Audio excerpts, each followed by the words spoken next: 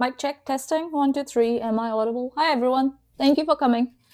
I will give some context before we start today, but thank you for coming. And I was going to do my coverage of one of Claire's streams yesterday, but I started late and I finished really late at work, and I was so tired after that. So basically, I didn't want to pass out and still be able to give my 100% to my job next day. So I decided to not stream yesterday. And today I got an empty slot. So I decided to utilize that. And yeah, but thank you everyone for coming. And for anyone who doesn't have the context, Claire used to be a friend. That's what we thought. She was on that time of the month.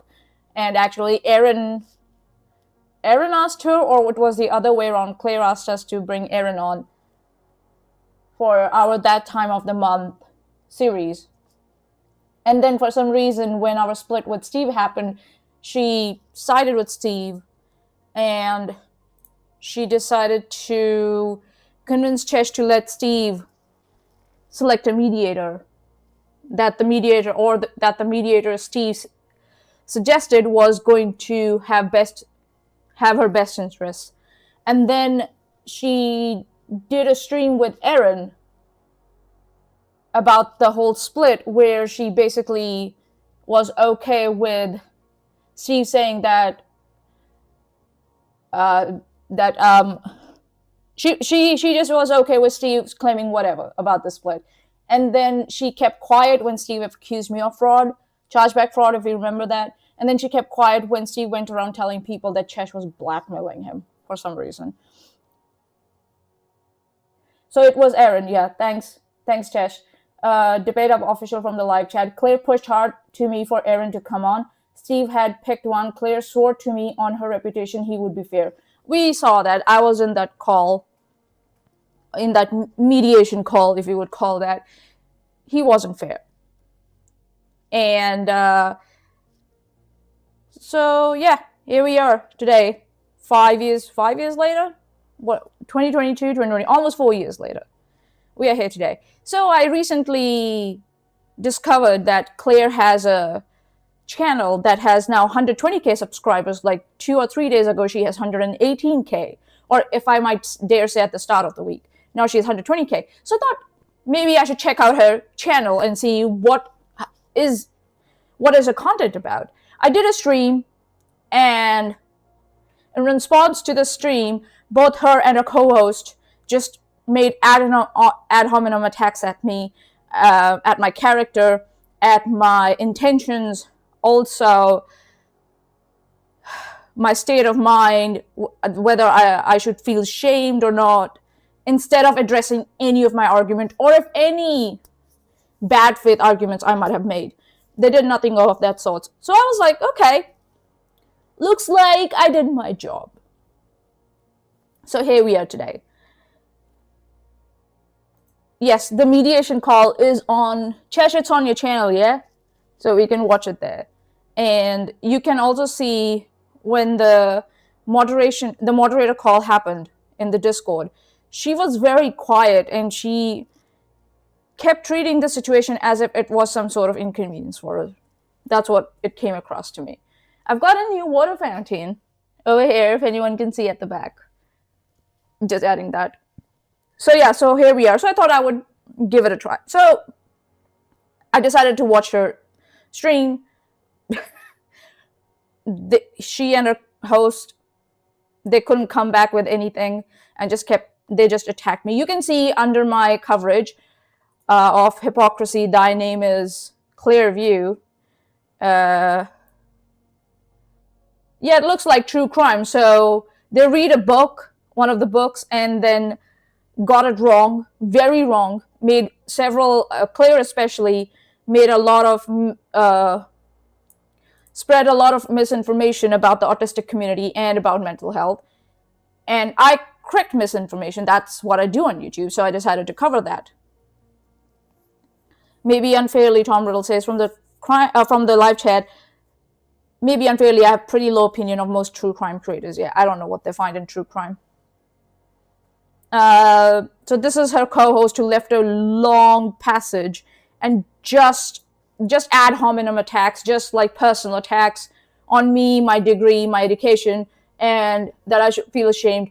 And I just told him, like, just tell me 2 instances where you think I made bad faith arguments or if I've stated anything correctly. But they just use this, these attacks on me or genetic fallacies to say they're not going to address anything I've said, which is a coward's move, I would say. And then Claire also did the same. You can go and see, we had a chat under her stream that I did criticize, and that's the same thing she said. She said that, I think Chesh will talk about that when she makes a video, hopefully next week or in a couple of weeks. Debate Hub official from the live chat, they don't seem to have a good reputation in the true crime community side of YouTube. Yeah, I wonder, that's why she keeps on posting her links in the anti-Kitty Joy subreddit. Discord server. I also started doing that because I was like, if she's allowed to post that, why not me? So I just posted mine this stream. Therefore, I decided to look at her first live. That's what the title says. Coffee and Crime, live number 1, your case, questions, our conversation. And talks about Welcome to Coffee and Crime, a relaxed, interactive live series where the conversation is driven by the community. You would think if it's an interactive live series, you would want either have, the live chat either on your stream or you would let the live chat stay. But for some reason, I cannot see the live chat here. Let me just see if I can. Oh, show more. Nope, there's no live chat here. So they're only comment section. So I don't know what you mean by it's interaction live, relaxed interactive live series. That's my first criticism, if you might say, of this whole format. And research and narrative by Claire, it says. Additional sources, thepacer.com, courtlistener.com, perplexity.com, but I do not see any, I don't see any links, so I don't know what's the point. What did you exactly find on these websites? We will never know. And then videography and original music used, mocking media. Okay. So rest is hashtags and copyright and blah, blah, blah, blah, blah. All clips are used for fair use, commentary, criticism, and educational purposes. So I would think that she will be okay with me using this content for the same. Fair use, commentary, criticism, and educational purposes. If I may bring it up. Sorry, let me just make it a little more. Hopefully, she will give the same courtesy, if I might dare say. Let me see if my notes are here. Yeah, my notes are here. Here we go. Beautiful. And yeah, so let's see. Do I have the transcripts? Oh, I lost the transcripts. My bad. Okay, here we go. And let's see. Full volume. Closed captions are on. And I'll leave it here. And what I think is, when I went through this stream before I decided to cover it, I discovered that the central problem of this stream is not merely that Claire occasionally gets something wrong.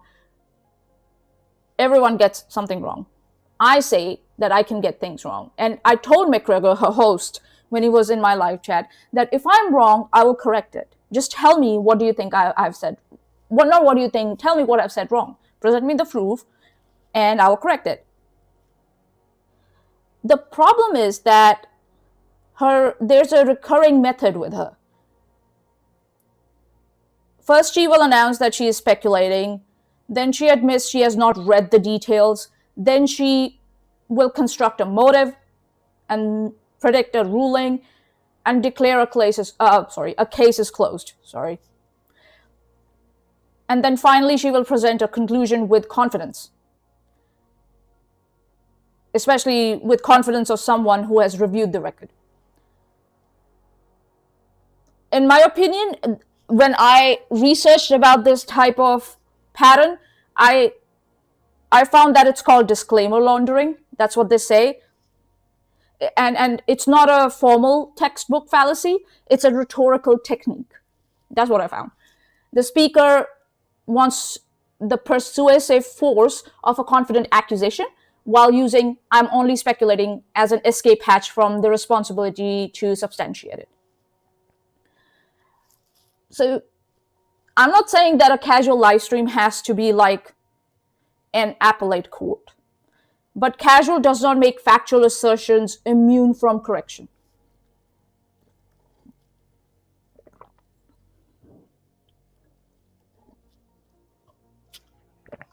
Yeah, I found it, Chesh, when I was making notes. It's not a formal one. Hedging bets. Yes, that's a more familiar term. Yes, you're right. And see, Chesh knows how to translate me. As I said, a live stream does not have to read like an appellate court judgment, but casual does not make factual assertions immune to corrective points.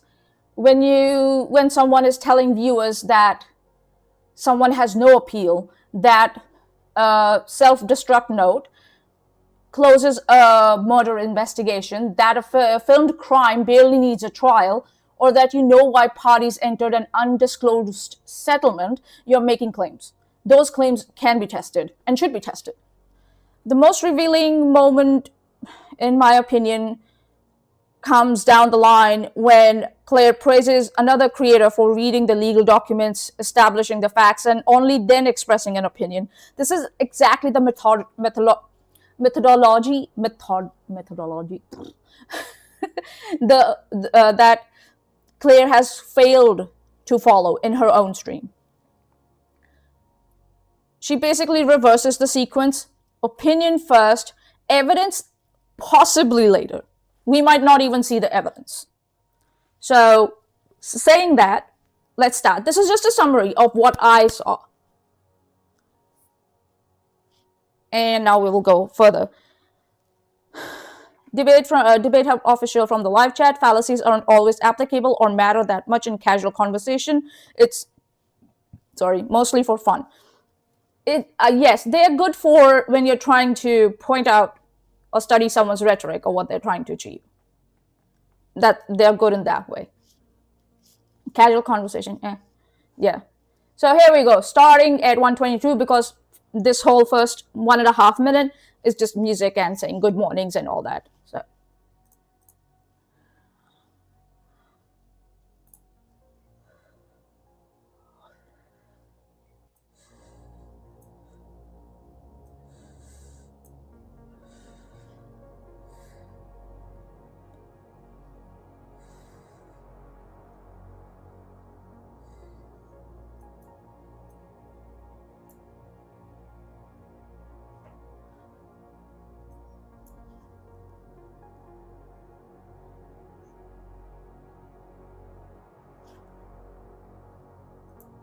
is that audible, guys?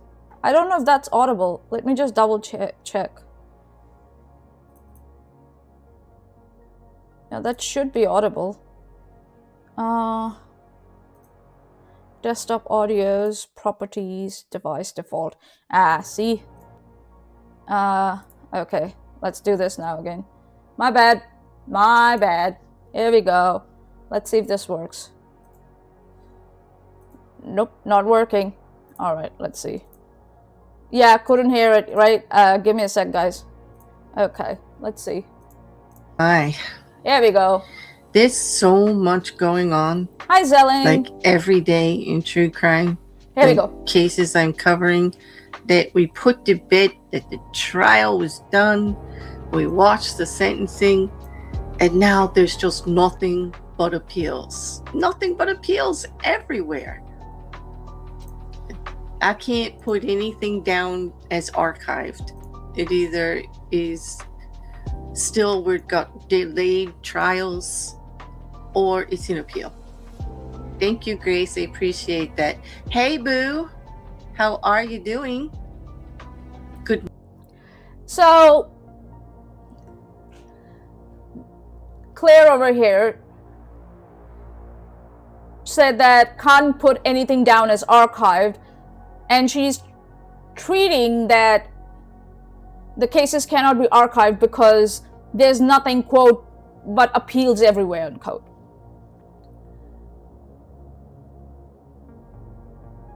We have not even reached the first case, and appellate review is already being framed as an irritating obstacle preventing a true crime creator from putting content into an archive.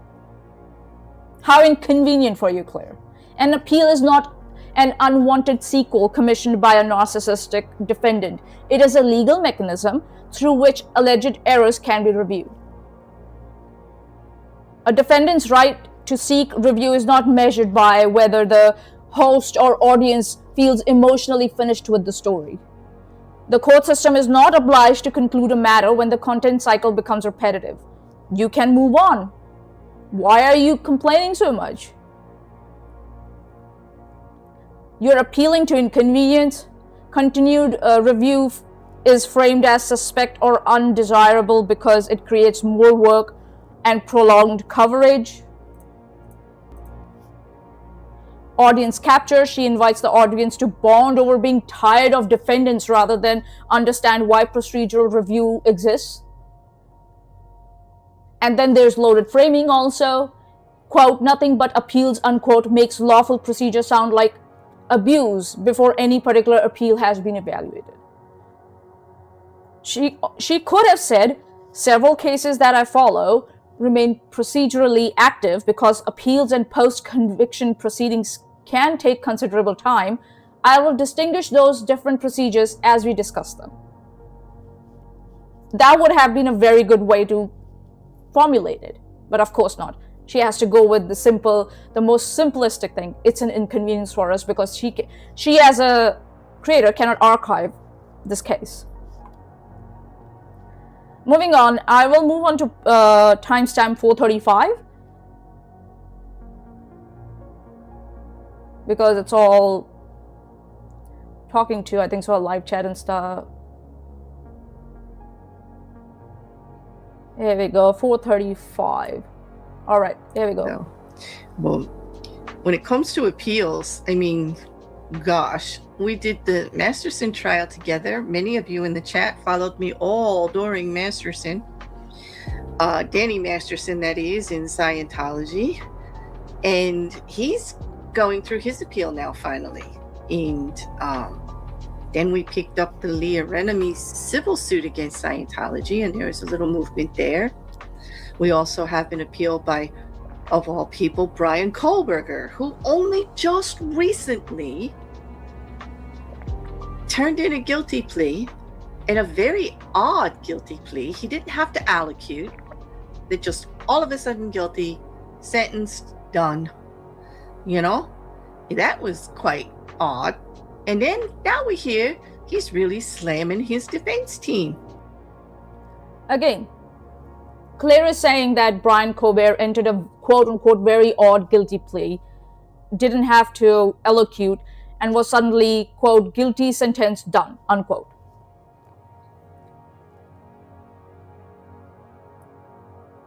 Here it is. That's what she says. The odd guilty plea. He didn't have to allocute. They just all of a sudden guilty, sentenced, done. She just compressed several legally distinct events into one suspicious sounding sentence. First, she says that this person's guilty plea is odd. She doesn't qualify how it is odd. She doesn't do that. Also, again, as I said, compress several legally distinct events into one suspicious sounding sentence. A guilty plea, hearing, and sentence allocution are not the same thing. It's not the same thing, Claire. If you had done a little bit of research.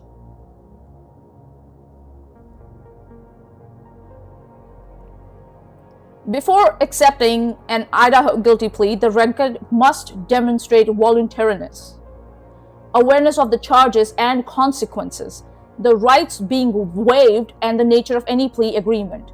The law requires a knowing and voluntary plea. It does not require the defendant to deliver a television-ready account of their motives. At the sentencing, Idaho law requires the court to give the defendant an opportunity to speak. Kohberger was given that opportunity and declined. So, in quotes, he didn't have to elocute, unquote, is either terminologically confused or misleadingly incomplete. He was not required to perform a dramatic confession for the audience. He was afforded the opportunity to address the court and chose not to use it. And if anybody wants to see those procedures, I have them here in the link that I found when I was doing my research. Yeah, so let me just see. Yeah, here we go. Idaho criminal rules. You can see it here, sorry. And that's how it's done, Claire.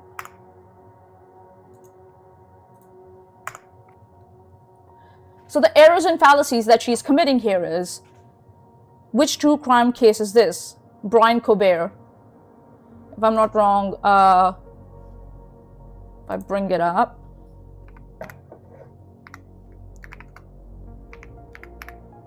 Kohberger. So it's a murder case. Brian Colbert is the man convicted of fatally stabbing 4 University of Idaho students, Kaylee, Madison, Zayna, Ethan, in November of 2022. He was sentenced in July of 2025 to 4 consecutive life sentences without possibility of parole, plus 10 years for burglary, a deal that spared him the death penalty. So that's what she's talking about.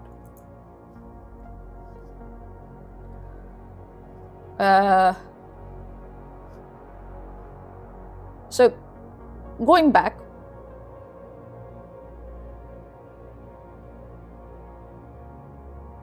so she's doing misleading compression. Separate legal proceedings are collapsed into, quote, guilty sentence done, unquote, to create artificial suspicion, appeal to personal incredulity. Her sense that the proceeding felt odd, or the sentence or his plea was odd, becomes somehow evidence of something legally irregular occurred, or something irregular occurred. Let's leave out legally. Equivocation. She moves between a factual basis for the plea and elocution at the sentencing as though they are one requirement. Procedural theater. She implicitly assumes legal validity requires a sufficiently dramatic public confession for some reason.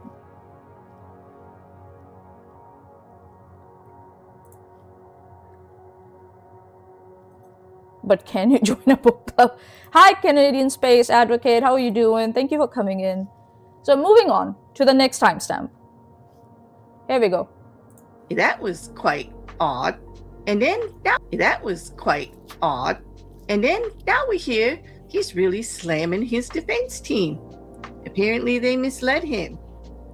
And according to him, in what he actually filled out in his handwritten notice of wanting to appeal, was that they insinuated that he could plead guilty and it didn't have to be true. Like he could still be innocent if he pled guilty. I don't know where he got that idea. I mean, forgive me, but didn't we hear all along that he was a criminology student? He had a fascination with the law. He wanted... Again, Claire is making all these claims about what Brian Colbert did, but she doesn't bring up anything on the screen. She's just all on the screen. She's just sitting there and just saying that this is what this person did. But she doesn't bring up anything. She said that Colbert has a handwritten note. Bring up that statement. Let the audience read it and see what exactly you're talking about. But she doesn't bring up anything. She just sits there and just says these things, and then she interprets them and then makes more claims. to be in law enforcement somehow. And how does he get that? I can't believe that anything the defense team could be turned into that and that he wouldn't have known better. I mean, after all of this, are we supposed to believe he's that naive? Debate Hub official from the live chat. You can choose to admit to guilt even if you didn't do it. Yes. She's being absurd over here. Claire is discussing Coburg's allegation that his lawyers told him he could plead guilty without the plea being true. She responds that he claimed that he studied criminology. I don't know where she got that from. If she could bring it up on the screen or somewhere, an article that covered the trial, something, nothing. And then she says that that apparently Colbert or Brian was fascinated by law and wanted to work in law enforcement, so she cannot believe he could have misunderstood. That's just coming up with some magical academic resume. A criminology background does not answer what counsel actually said or a claim of such a background, whether the advice was misleading, whether the defendant relied on it, or whether the plea was knowing and voluntary. Yes, in Idaho, you have to establish that. But that's what I found out. She didn't even brought that up.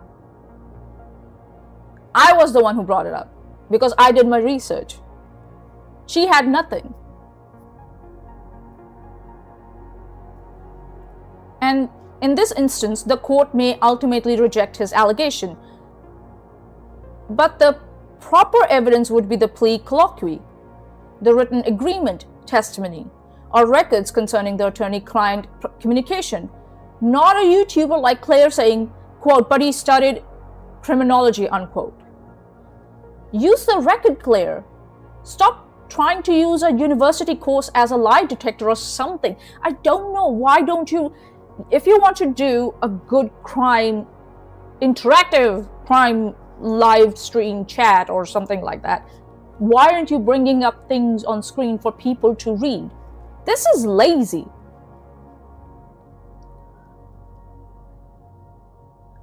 According to Wiki, Brian was in his first year into a PhD. Okay, she could have brought that up. She could have said, I read it on Wiki. Give me some reference where you got this from. But again, he wrote a note. He's appealing. Where is this appeal? Where did you get this information from? Put something on the screen to show your audience. What did you miss? Claire just, sitting there and saying bullshit she doesn't understand. So the fallacies that Claire is committing here, non sequitur, he studied criminology, does not entail counsel could not have misled him. That's a non sequitur. Appeal to incredulity. We see her do this a lot. She cannot imagine the misunderstanding, so she treats it as impossible. Circumstantial ad hominem. The claimant's background is substituted for an analysis of his claim.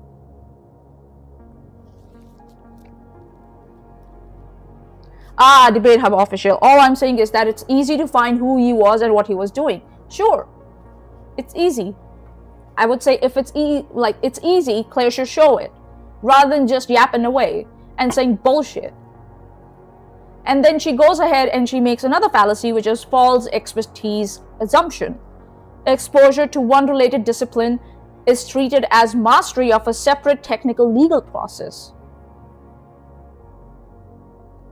The petition should be tested against the plea record. His degree is not an exhibit proving that what was said in a privileged meeting.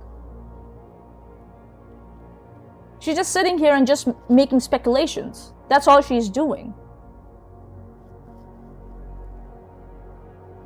I'm not buying it. I have to say, on this one, we're not sticking to documents, here. This is a casual chat, right?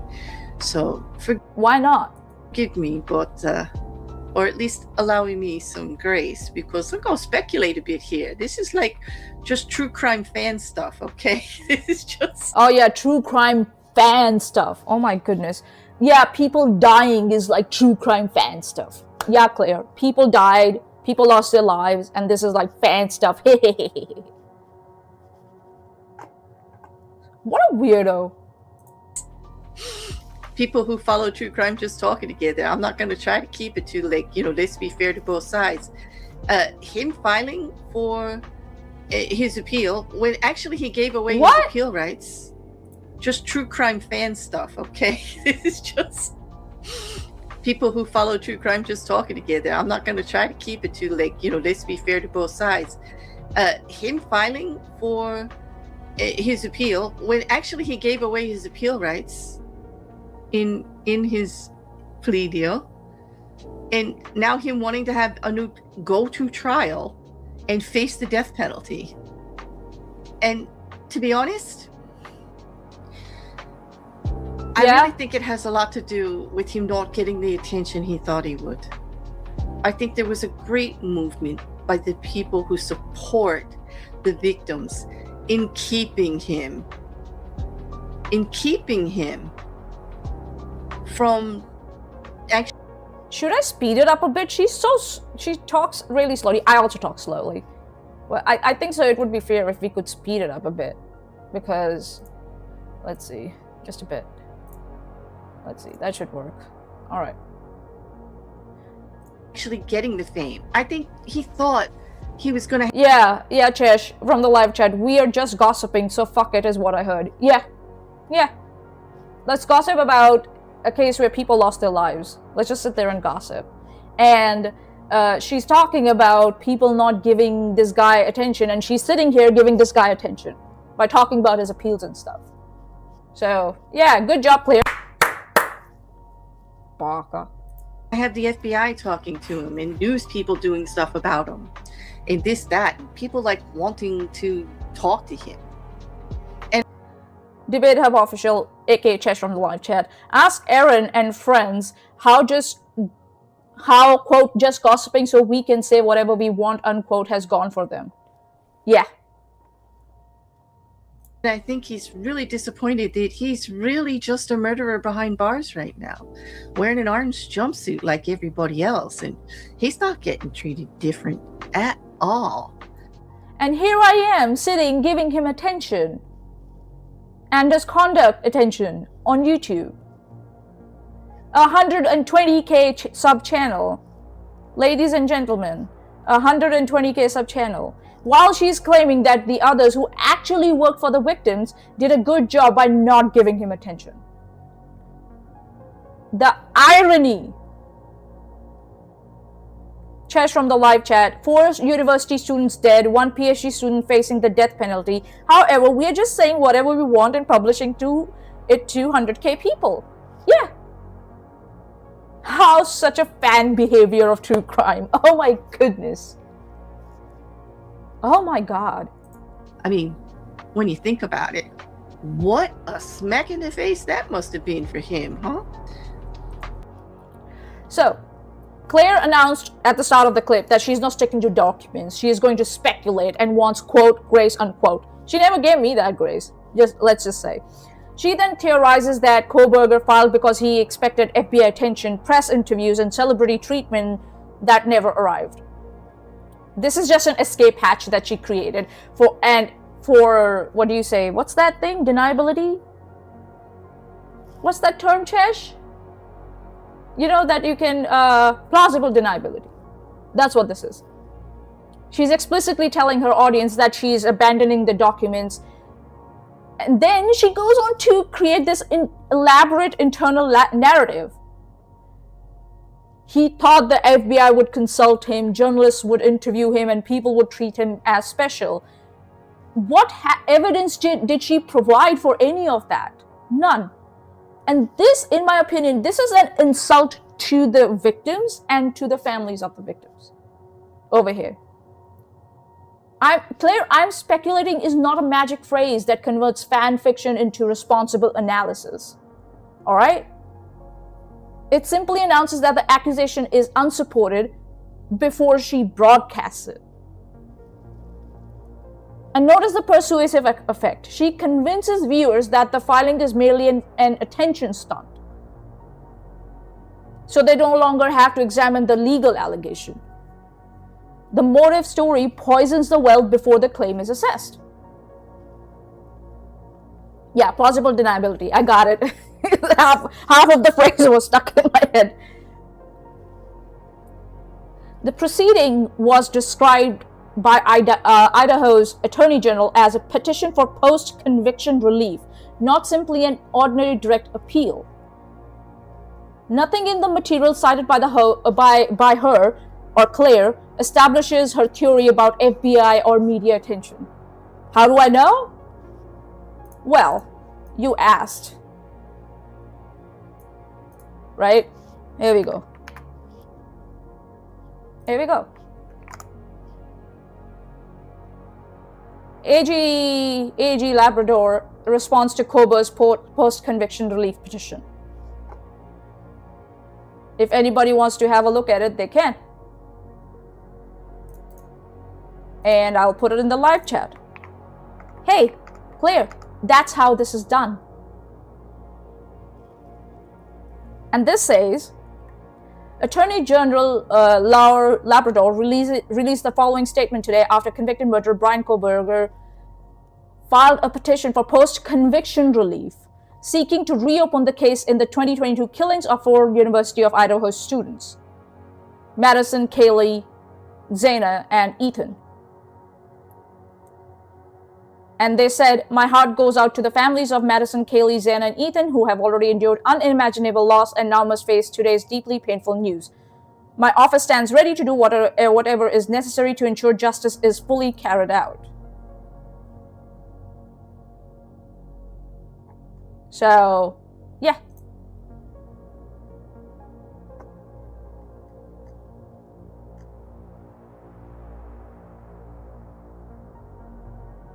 So yeah, you can go and have a look there.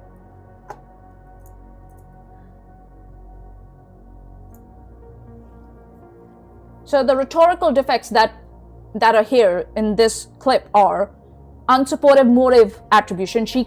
Claire is claiming knowledge of another person's internal intentions without any evidence. Poisoning the well. The legal claim is discredited as vanity before its substance was examined or is examined. Unfalsifiable narrative. Almost any action could be repackaged as attention-seeking.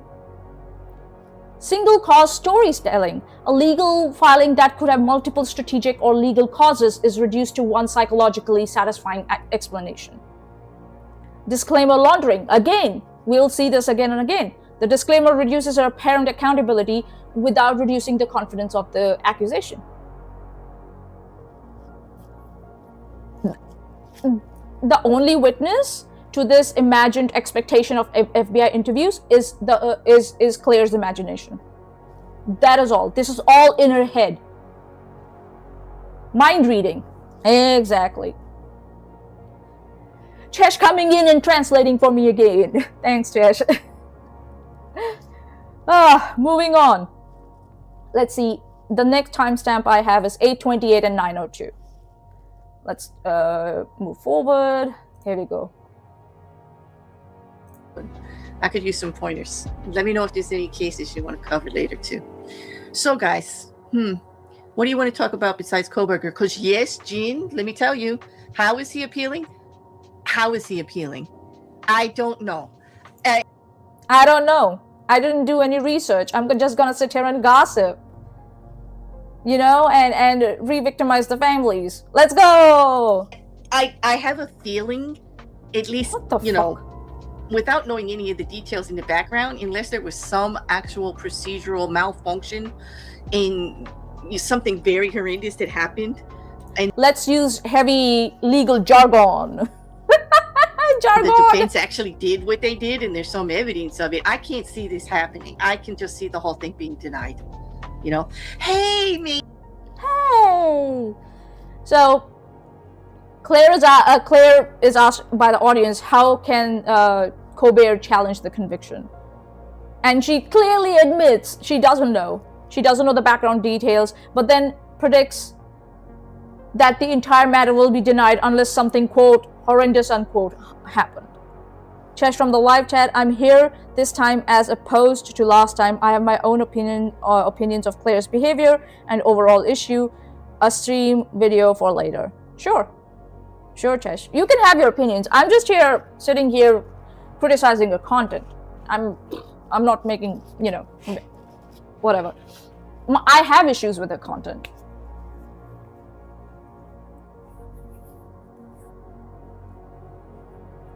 Also, Chesh said from the live chat, a malfunction in the legal system doesn't have to be huge to be appealable or problematic.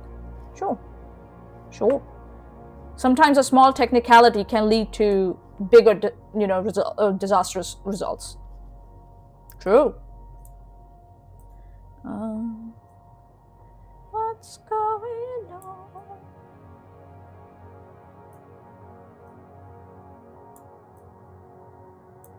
Let me see if I can.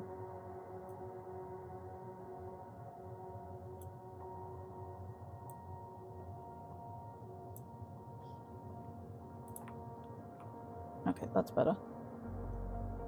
Put it here. The capture can go on the top. Put it here. Put it a little here. There we go. All right, that's better. Okay. Oh, that's the video capture. My bad. Window capture. That's better. Okay, cool. So, moving on. As I said, what Claire is saying, it's the legal equivalent of saying, I have not read the medical chart, but I confidently predict the diagnosis. Her admission of ignorance should be the moment she pauses and reads the filing. Instead, ignorance becomes the runway for certainty, for some reason. And I said, hey, yeah. Okay. Her admission of ignorance should be the moment she should have said, okay, I need to read the document actually, or the filing, and see what actually it says. Instead, she just runs with it and just makes a prediction that, yeah, it will be dismissed. She's right. She may be right, that relief is difficult to obtain. Idaho permits a post-sentence withdrawal of a guilty plea only to correct a manifest injustice. Bold letters. Which is plainly a demanding standard. But, quote, the legal threshold is high, unquote, is not the same proposition as, quote, I have not reviewed the evidence, so I can see the whole thing being denied, unquote. No. That's not the same. So she's making argument from ignorance. She has not seen any persuasive supporting evidence and treats the absence from her own knowledge as evidence that it does not exist. Appeal to incredulity, again, a lot of appeal to incredulity. Her inability to imagine success is substituted for applying the legal test.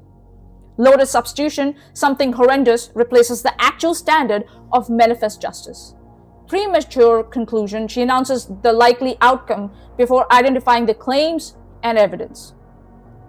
The responsible conclusion would have been, Brian faces a demanding legal standard, but her conclusion is, I do not know the details, but here is the ruling, and these are not the same things. And again, how do I know that? Oh my god, the Idaho criminal rules, everybody, that I put in previously. You can go and have a look there.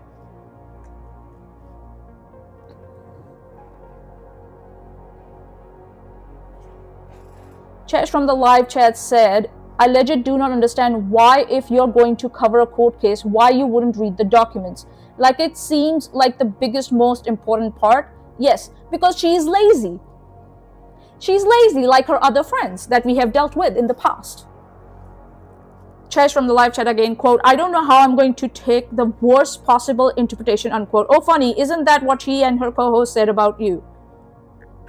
Yep.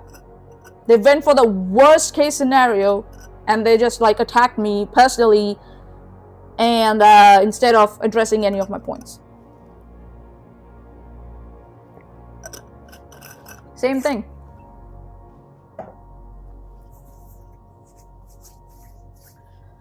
So yeah, if anyone wants Idaho criminal rules, everyone, you can go and search there.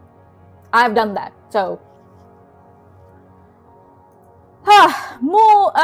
So yeah, moving on. The next timestamp I have is 1050 to 1149. Let's go on. Let's have a look. 1050, 1050, 1050, 1050. So I'm not going to go through everything. I'm going to leave out fluff and just focus on the points she made. And if she thinks that I've misrepresented something or said something in bad faith, she can correct me if she wants to. That's on her. 1050, 1050, 1050, everyone, 1050. Here we go. Think to get the information out there. So back to Kohlberger, Jin, he really doesn't have any appeal rights at this point. There, like I was saying, as far as I can tell, and from looking into it a little bit in the statutes, and also speaking to much more knowledgeable than I, like hold on. What did she say? Any appeal rights at this point? There, like I was saying, as far as I can tell, and from looking into it a little bit in the statutes, and also speaking to much more knowledgeable than I, like actual lawyers, I even contacted a paralegal. Oh, did you? And you looked into the statutes, but I thought you said that you are not going to look into the documents at all. Which one is it? Did you or did you not? Or were you saying you're not going to look into the documents on the stream? But again, we'll see. Let's complete this whole segment. Hi, Orange. It's going to be very extraordinary if it goes through. The first thing will be a denial. And I think that on that, if there are any grounds, he may try to take it to the state appeal. Remember, she spoke to a paralegal. One appeal it one level up to the state Supreme Court. And I think that if there's not anything there, they're going to not even do it either. And then he wouldn't have anything to go farther than that to the actual Supreme Court or anything. He couldn't do it there. So I really don't see this going anywhere. Okay. So Claire says Kohlberger has essentially no appeal rights, describes going, quote, one level up, unquote, to a state Supreme Court, and refers to the United States Supreme Court as the, quote, actual Supreme Court, unquote. If we go back. Here we go. This is the one. And then he wouldn't have anything to go farther than that to the actual Supreme Court or anything. He couldn't do it there. So I really don't see this going anywhere. If there are any grounds, he may try to take it to the state appeal. One appeal it one level up to the state Supreme Court. State Supreme Court. And then she goes on to say, wouldn't have anything to go further than to the actual Supreme Court. What are you talking about? This is just legal procedure. She's just improvising as she goes. That's what she's doing. And yeah, she said she spoke to a paralegal from where? Who's licensed where? Specifically vague. She doesn't tell us where this paralegal is from, what their expertise is in. Nothing.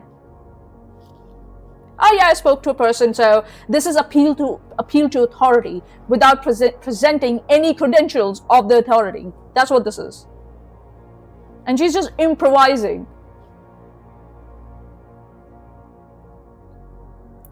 Kohlberger entered a broad waiver. That's what he did.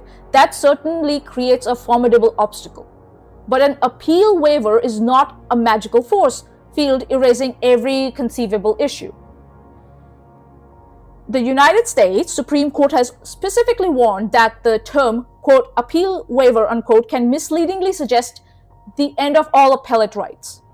The court explained that no appeal waiver is an absolute bar to every appellate claim. Its effect depends on its language, scope, and validity. Claims concerning whether the plea or waiver itself was knowing or voluntary, whether counsel was constitutionally ineffective in obtaining it, or whether an issue lies outside the waiver, are not answered merely by shouting, quote, waiver. Whether Kohlberger can prove any such claim is a completely different question.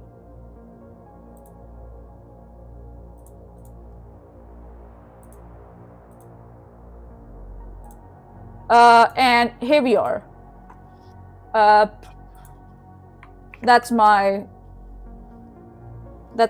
reference for you guys. Enjoy. This is where I found it. Sorry, does it pop up? Sorry, my bad. Garza versus Idaho. The Supreme Court of Idaho. You fucking idiot, Claire. She has no clue what she's talking about. Oh, sorry. What?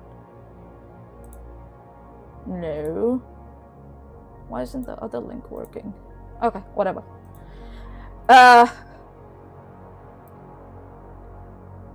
Also, and quote, Idaho Supreme Court is not the imitation Supreme Court, sitting beneath the quote actual one. That's not how it works. You fucking idiot. It is Idaho's highest state court, the Idaho Supreme Court. The United States Supreme Court is a federal court with limited jurisdiction. It is not a universal final complaints counter for every unsuccessful state litigant.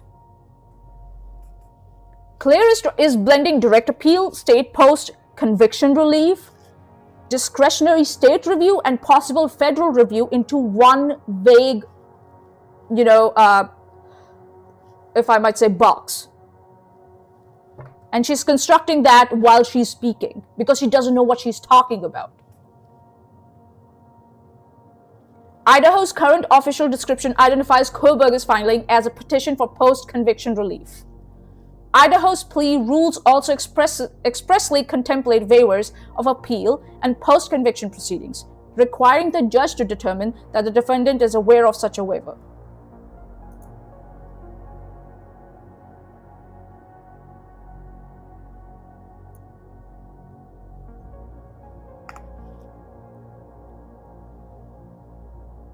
So the fallacies that she's committing here: sweeping generalization, that's quite evident. A broad waiver becomes, quote, no rights, unquote. False dichotomy. Either ordinary direct appeal remains fully available or no legal review exists. That's not how it works. Appeal to unnamed authority. She invokes lawyers, a paralegal, and statutes without identifying the controlling analysis. Nothing. Conflation. Appeal and post-conviction relief are treated as interchangeable for some reason. She doesn't even know the difference. False certainty. A prediction about likely failure becomes a categorical declaration that legal rights do not exist.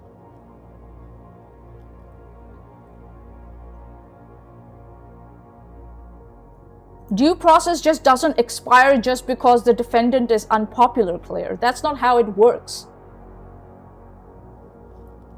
Where do you get these ideas from? I don't get it. And again, I'll say that you sitting there and speculating about all this and saying, oh, I'm not referring to the documents, but I've talked to a paralegal, you're doing a disservice to the victims. Sitting there like this and treating this as some like gossip forum thing. How dare you? You should be ashamed of yourself. I will be covering your other stream also that you did. The crime and whatever this thing is. Crime and coffee and crime, relax. Interactive live series. Bullshit. Yeah, and Claire having passion and emotion and caring about something is not a reason to dismiss someone's valid arguments or valid criticism. Alright?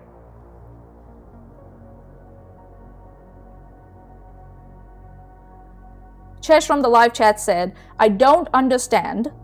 She doesn't, it's like she doesn't even care about the entire philosophy of the American legal system. Yeah, she doesn't give a shit.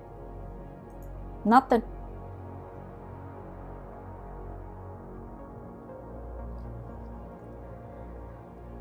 Innocent until proven guilty with failed safes and lines for reconsideration if there are mistakes or new information. Exactly. And she's just sitting there and just using vague terms and vague appeals to authority to try and validate what bullshit she is spewing. And this is content, guys. Somehow this stupid thing got 4,000 views. And at the start of the week, she had 118K subscribers, and now she has 120K subscribers. With this level of content, my goodness. Holy shit. All right. Next one is 11:49. That's what we are gonna go to. Oh, 11:49. That's where we stopped at. Okay, my bad. Here we go. So I really don't see this going anywhere. Yeah, a chase from the live chat. Unless I don't like the person. Claire allegedly. Yeah. Yeah. What I would hope is that the attention is still focused on the families and the victims, and that he doesn't get the play he wants from this. If you gave him the play, if he wanted the play, this play, you gave it to him. Served on a fucking platter, Claire. You're not talking about the victims and families, that how his, waiver that he put in affects his family. I brought it up. Right? I brought it up. What the guy said, the Attorney General. You didn't. You said the attention should go to the victims and their families, but that's not what you are doing. You're sitting here and you're giving and you're giving attention to the guy you're claiming should not get the attention. What are you doing?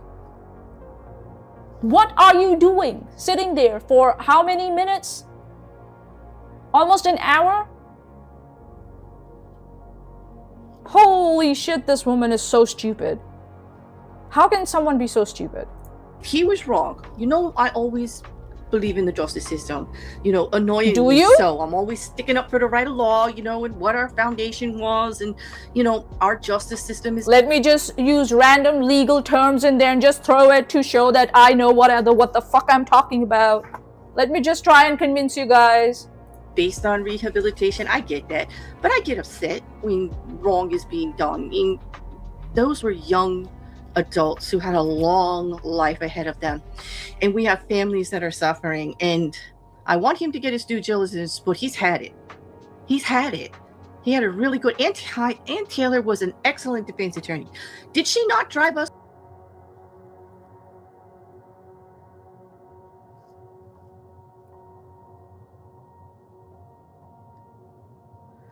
So Claire says that justice system is based on rehabilitation, and then she pivots to the victim's suffering and says Kohlberger has already received what he's entitled to. That is wrong. The American criminal justice system is not based exclusively on rehabilitation. It's not.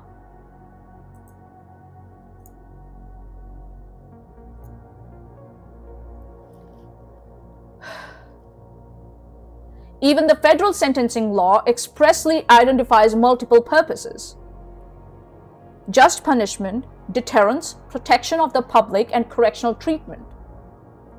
Rehabilitation is one consideration, not the single philosophical foundation of the entire system.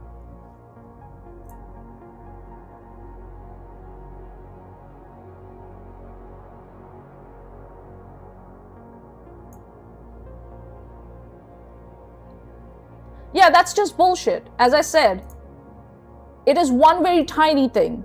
It's about just punishment, deterrence, protection of the public, and correctional treatment, not rehabilitation.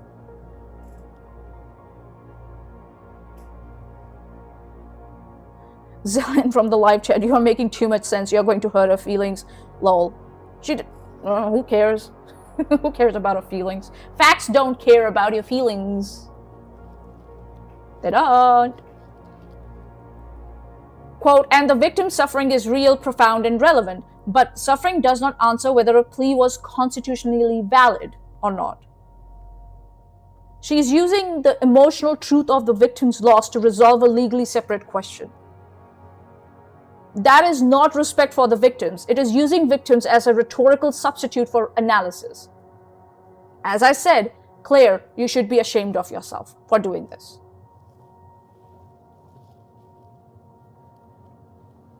Chesh from the live chat. And just because it states that doesn't mean that's what's happening in practice. True.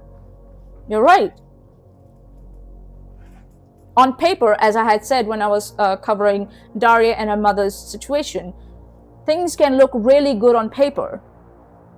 You know, quality standards, any standards and processes. But what is happening in reality? On the floor, if I might dare say. So stop using the victims, Claire? If you really wanted to talk about them, just talk about them. Why are you giving attention to Colbert? Why?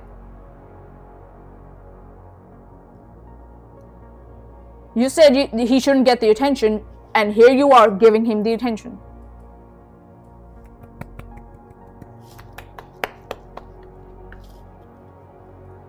The fallacies and tactics that she's using here are appeal to emotion. The victim's suffering is invoked as though it resolves the validity of the plea.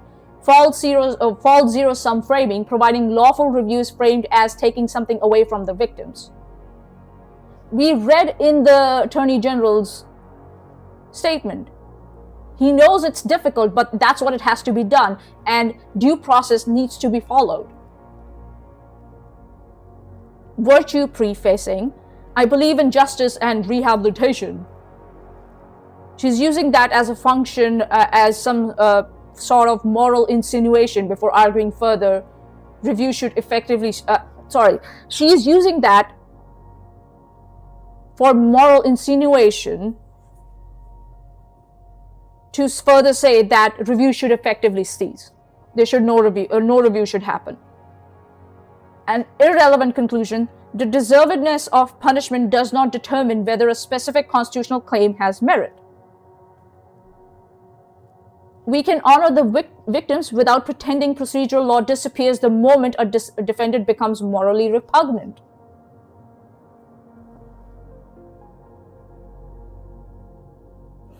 Chesh from the live chat.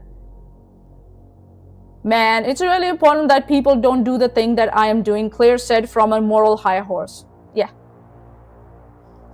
From a freaking moral high horse. This lady sits on. Alrighty, moving on. That's crazy. I remember sitting one day reading briefs of hers that were 120 pages long with evidence in appeal. That's not a lot. On why he should have the right, trying to get him not to face the death penalty, and lots of other things. I mean, she was thorough, she was diligent, she argued.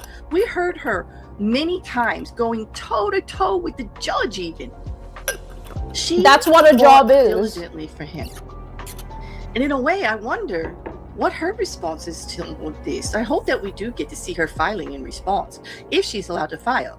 I do know that because Brian Koberger is indigent, they did let him have another attorney. They are. And that itself... Indigent? Huh? That itself is a little bit of a kick in the butt to the family. You know, I'm not very happy about that. Oh yeah, how such a callous way of putting it. Kick in the butt for the family, you know. I know it's a bit of a kick in the butt of the family. Are you kidding me? The horse died of dysentery 7 months ago. Woo! Chesh coming in with the burns. But morning couch, she was definitely something, wasn't she? I mean, I remember coming on here and complaining to you all about the headache she gave me, because I read legal briefs in the morning, and I still do. Do you? You know, read everything I can. Why don't you bring them up on the stream then? I don't believe you read legal briefs. Your language after supposedly reading a legal brief and my language after doing my research is very different. So I don't know. I really.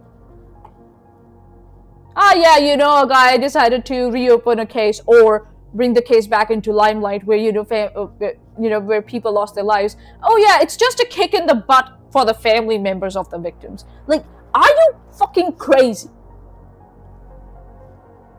What are you doing sitting there and talking so callously and casually about what the family might be going through? Who are you? Holy shit. catch up as I can. It's like part of my morning routine. Well, she drove me crazy. I would have to. Yeah, we know that you study or whatever you cover here a lot. Yeah. You're very studious. Yeah. Dedicate whole evenings. Yeah, let's not go into detail, right? Aren't you glad I didn't try to read that one? You know, sometimes I read these briefs for you guys. Can you imagine if I tried to read that one out to you guys? Like, I read briefs for you guys, but I didn't read this particular one that I claimed that I read privately. Sure. Publicly out here, that would have been like insane. That would have been definitely insane. Yeah. Well, you know, Couch, I hope you're doing well. So, Claire over here praising Anna Taylor's lengthy briefs, diligence, and courtroom advocacy, then portrays the appointment of another lawyer as another injury to the families. Anna Taylor may have been diligent, highly capable, and impressive in the court. None of that logically disproves a specific allegation about advice given during private plea negotiations. A lawyer can perform brilliantly in 99 areas and still make one constitutionally significant error. Conversely, a defendant can accuse an excellent lawyer and lose because the allegation is false or cannot be proved. The test is specific. Did counsel's performance fall below an objective standard of reasonableness? And did the deficiency cause the legally required prejudice? It is not, quote, did Claire find the lawyer formidable, unquote. Long briefs prove that the long briefs were written. Going toe-to-toe with the judge proves that counsel advocated forcefully in public. Neither fact establishes what was said during the confidential discussion about a guilty plea. And an independent counsel is not a prize awarded to Coburg. When someone accuses existing counsel of constitutional ineffectiveness, having the same lawyers investigate and litigate allegations against themselves would create an obvious conflict, you idiot! You nincompoop! You blithering idiot! That's the process. It's to avoid conflict. What the hell? How is this woman so stupid? I don't get it. I seriously don't get it. Alright, going on to the fallacies, and then I think so we'll take a break because we have already been live for an hour, almost 20 minutes. Let's go through the fallacies quickly that she's committing here. Fallacies, halo effect. General admiration is treated as proof that no specific error could have occurred. Non sequitur. Visible diligence in one area does not establish the accuracy of every private communication. Appeal to emotion. New counsel is framed as a, quote, kick, unquote, to the families rather than a mechanism for managing a conflict. Personal impression substituted for doctrine, quote, she seemed brilliant, unquote, replaces the ineffective assistance test. Independent counsel is not a reward, Claire. It prevents the absurdity of asking accused lawyers to cross-examine themselves. How did that escape you? And in that thing, you drag the families in when it's a process. The families didn't need to be mentioned here, but you had to, because you had to posture and pretend that you care about them in a totally irrelatable area. What? You spoke to a paralegal. Yeah, sure. Holy moly. All right, let's go for a break, and then I'll be back. Give me 5 minutes. And I'll make another cup of coffee for myself. Hopefully, I'll make a decaf. Yeah, I had 2 cups of coffee, and I'm awake now. I don't need any more coffee or caffeine. And then I'll be back soon. Sounds good? All right. Break time. Let me see.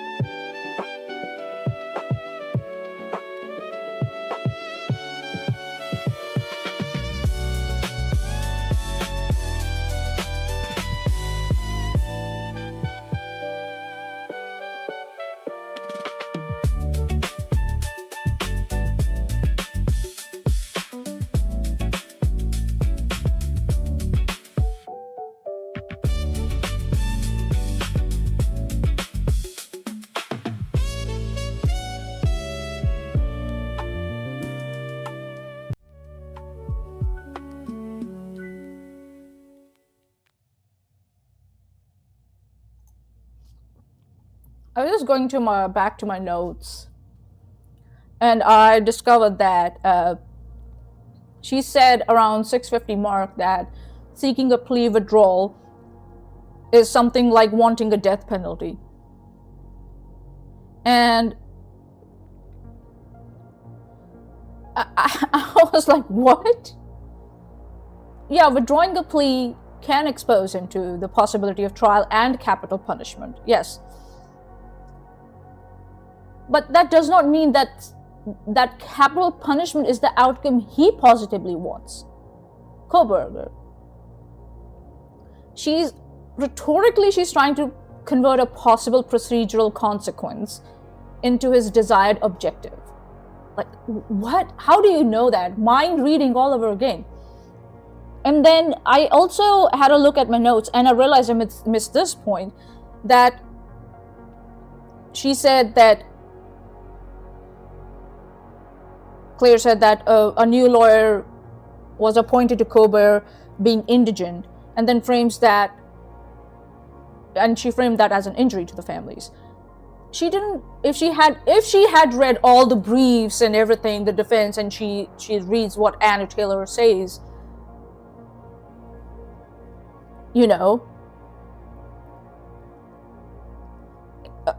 she would have known that indigence explains why appointed representation may be publicly funded. But it doesn't tell you like why different, counsel became necessary. The ineffective assistance allegation just creates a conflict here. She just says these like stupid shit, and you're like, where are you getting this from?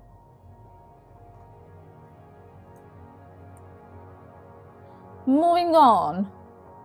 Let's have a look. Where were we? I had to go back to my notes. We have not even done like first 15 minutes, and it's like so much bullshit. You guys can hear me, right? Yes, you can hear me. I can see that. Yay. Alright, this section is this. The next one I'm going to is 1706. The next timestamp. Let's have a look. 1706, 1706, 1706. Here we go. And I appreciate it. I really do. So, Koberger, that's going to be a while. As it was, Masterson's trial's been over for quite some time, and I mean like Danny Masterson and Scientology, and that appeal is just now coming up, like to where it's getting important, briefs back and forth and stuff, and they're making some rulings. We still got the civil suit going. I just can't believe that he actually is going to try to get a new trial too. Or really seriously. Now he's saying that his appeal attorney is saying that those Barracuda attorneys that he had, Phil Cohen was it, I think? But correct me if I'm wrong. But were they not Barracudas? They were brutal. And they're saying that there was one or two people that were on the witness list that Danny Masterson feels they should have brought in. And on that, he should get a new trial. He's saying, as brilliant as they were, I did not like their style, but I have to admit, his defense attorneys were brilliant. Okay? They really, really are brilliant. Okay? And I can't believe he's actually going and saying ineffectual counsel to get a new trial with them. But we'll see what happens. We'll see what.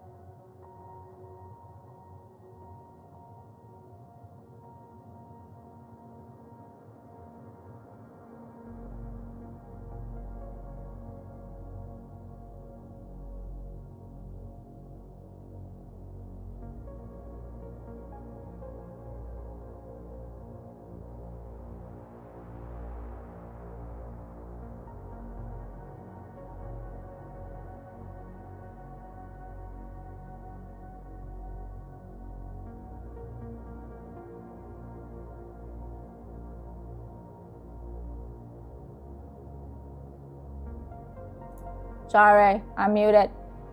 My bad. Muted. Sorry. Embarrassing. Alright. Starting from the top. Here we go. So Claire says, yeah, I'm back now. I unmuted. Testing. 1, 2, 3.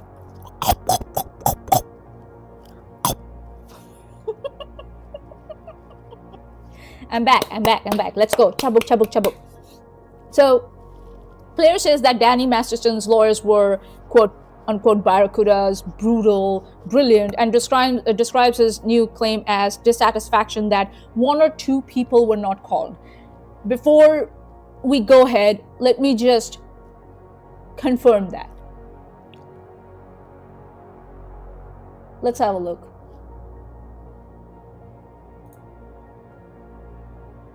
Here we go. Don't barracudas? They were brutal.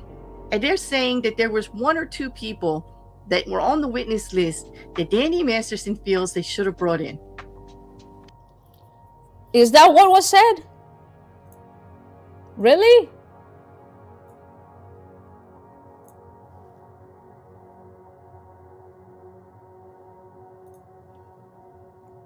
Saying his trial lawyer failed to call key witnesses and introduce essential evidence that might have exonerated him. If I look here, 20, if I look for the word 20, can I find that? I can't find it. Hold on. Yeah, here we are. Yeah, because it's a number, that's why. Here we go. The petition says that Cohen spoke to only 2 of the 20 potential witnesses brought to his attention by his co-counsel and an investigator. Miss, you can't read. You cannot read. You're an idiot and you cannot read.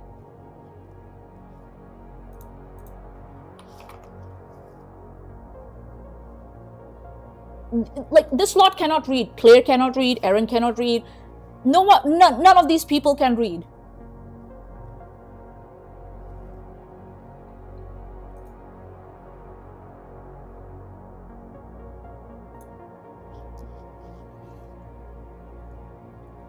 So she tries to materially minimize the allegation and then she ridicules it.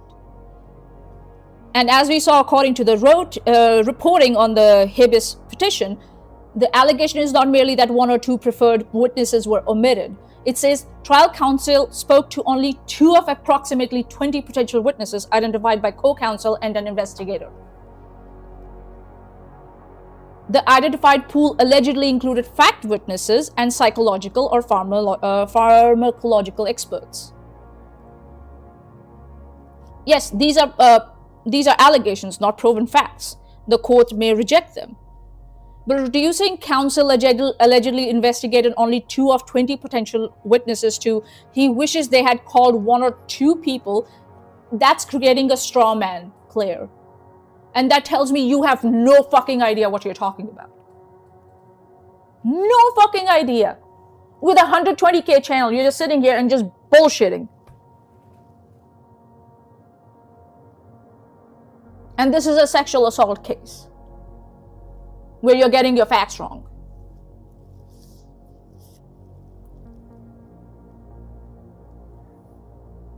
Once again, they were barracudas is not a legal analysis. Yeah, courtroom aggression is a style. Constitutional effectiveness concerns investigation, advice, strategic decisions, and prejudice. A lawyer may look ferocious while overlooking evidence. Another may look understated while giving excellent representation. The habeas petition is also separate from Masterson's main appeal. Another distinction that Claire's casual use of appeal word obscures.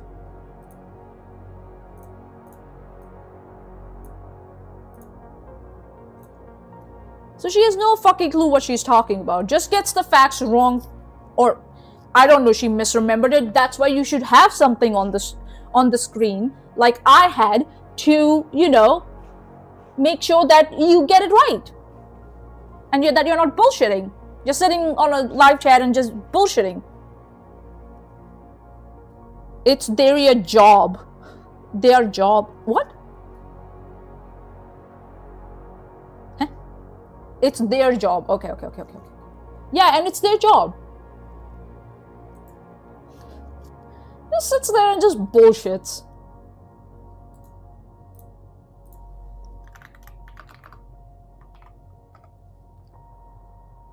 Yeah, everybody has a right to competent representation. Like, come on. So the fallacies she's going on with are straw man, a broader failure to investigate claim is reduced to dissatisfaction about one or two witnesses.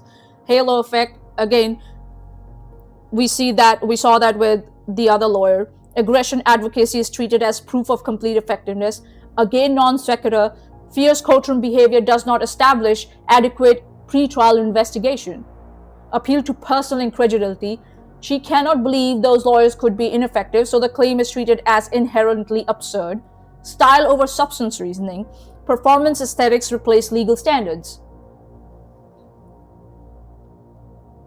And we see this now. We're seeing a pattern here again and again. Straw man, halo effect, non sequitur, appeal to incredulity. It's all the same again and again and again. No substance in her coverage. Nothing. I might need to change the headphones. Give me a sec. He certainly has the right to file that motion. Was it granted? I don't know. I don't look into that further. I haven't looked into that.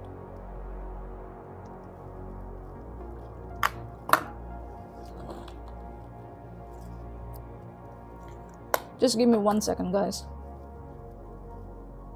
Hi, Petite. Thank you for coming in. Give me 1 second. Let's see.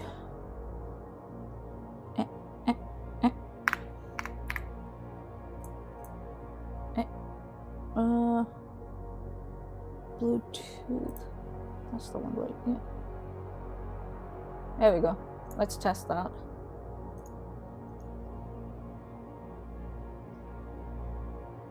Okay, that's not working. Let's have a look. Properties. There we go. Okay, that should work. Did I probably? Yeah, that works. So yeah. Hi, Petite. How you doing? Thanks for coming in. Sit back and enjoy me ripping apart Claire's content. That's what I do. Moving on. The next timestamp is the one on the screen, 1836 to 2222.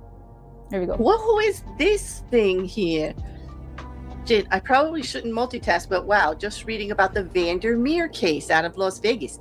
This is a name I haven't really been focusing on, actually. Sorry. Let me just check this out. Is it Las Vegas, did you say? Or yeah. Thanks for explaining that, Chesh. Is his first name... Is it criminal case? Let's see.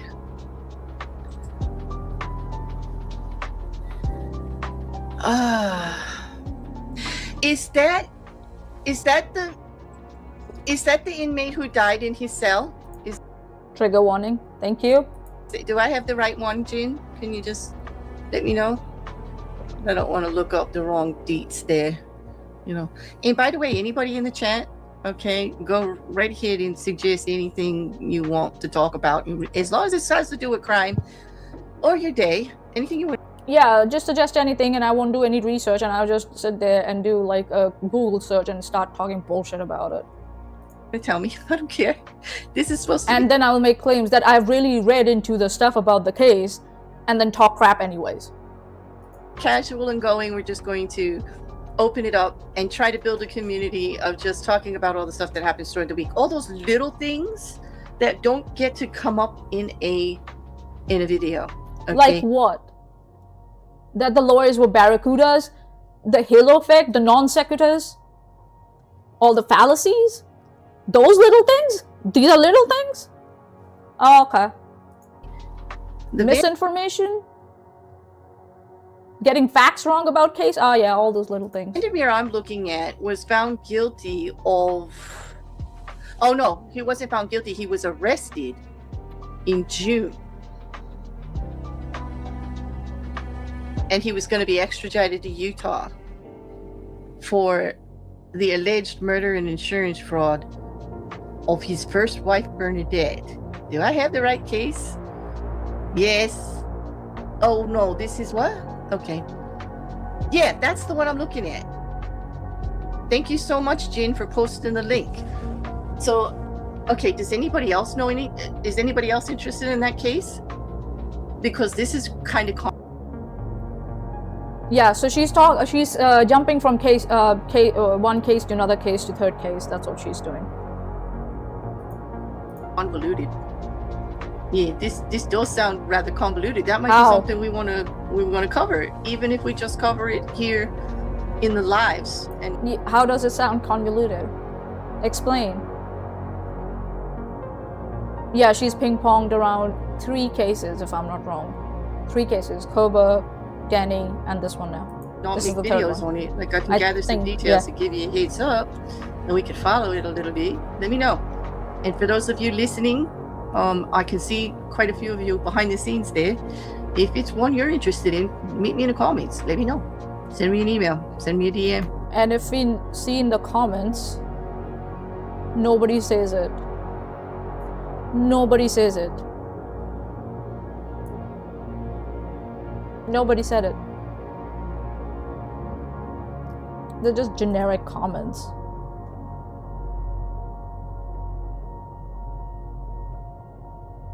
Nothing. There's only one person I recognize here, Eve. I guess they got introduced to this channel through me when I covered it on over here. So they went back to show their support, I guess. I don't know. Okay, whatever. They have every right to go whatever they want. Okay, moving on. You know, with all of the appeals going on, yeah, I think we can handle a new case here and there. But it's got to be... No, you cannot. No, you cannot. Petite Flower from the live chat said, if she's just reacting to stuff being posted in chat, she can't really prepare for that. No, and especially if she's live, she can't even prepare when she claims she has read about the case. She's not even prepared then. How is she going to prepare during a live stream? I don't know. Interesting. And this is interesting. He's not even going to make it to defend himself, because not only do we have the charges against him and all of that, and now we have him not there anymore. And what happened? Okay, so Claire openly said that she's not been following the case. She searched for it while she was talking, and initially she struggled to identify the correct matter and then corrects herself whether Vandermeer had been convicted or not. Looking up unfamiliar case during a live stream is not inherently wrong. It's not. The responsible response should be, or would be, I have not followed this and do not yet know enough to offer a conclusion. Let me research it and return later.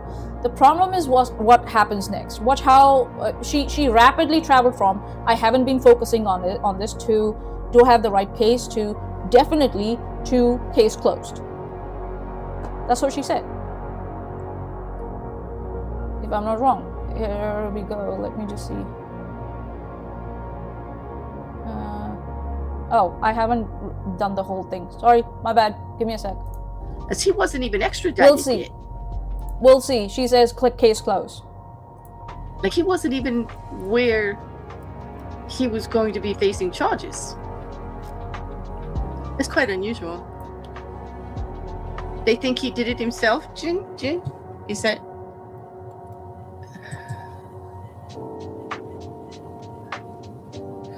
Oh, he did it. But don't they protect you from that? Oh.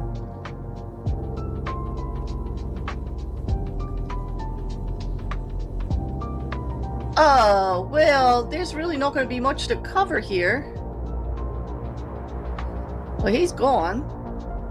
I don't think there's anybody... He left a note, so definitely nobody did anything to him. So yeah, there's not much to cover, according to her.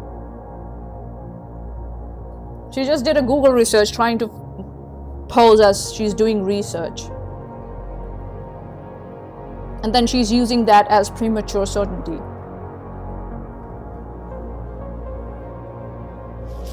Looks like it, Petite, yeah. Sounds like this person self-destructed before they could have a trial.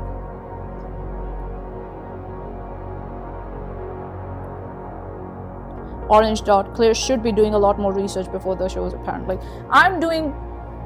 She's not doing any research. I'm the one, I am doing research and correcting her. And a misinformation. So the fallacies over here she's committed are false immediacy of expertise. Searching on screen creates the appearance of verification without the substance of a complete review. And we can't even see what she's searching. Yeah. Premature closure. The host moves forward to a final conclusion before establishing the facts. Overconfidence, escalation. Each new fragment of information produces greater certainty rather than new questions. Source substitution. A single article or chat links takes place of the investigative record.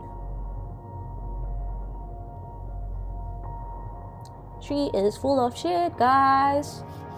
Alright, moving on. There we go.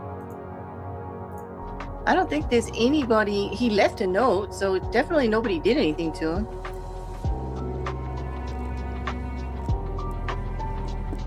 Wow. This is the words of his note. I would say case closed here. Like once I read this. Case closed. Wow. Apparently they reopened the case against him, saying that all of the money for fraud was to keep a secret relationship with a minor. Not very cool at all. That kind of gets me a little bit upset. But here you go, everybody. This is what he said in his note. I would say case closed. I mean, that's basically... he's admitting that some of it is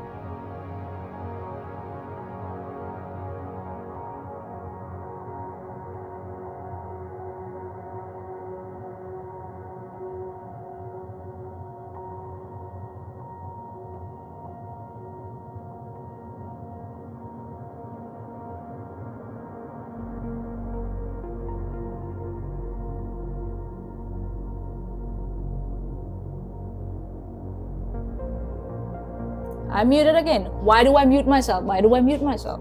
I'm sorry, guys. I'm sorry. Alright. Alright. So, okay, starting again. That is why I have notes for these instances. So, after learning that Vander left a note, Claire said that, quote, definitely nobody did anything to him, unquote, and then declares the matter case closed. And then goes on to say he admitted some allegations were, quote, very, very true, unquote. I'm sorry, guys. So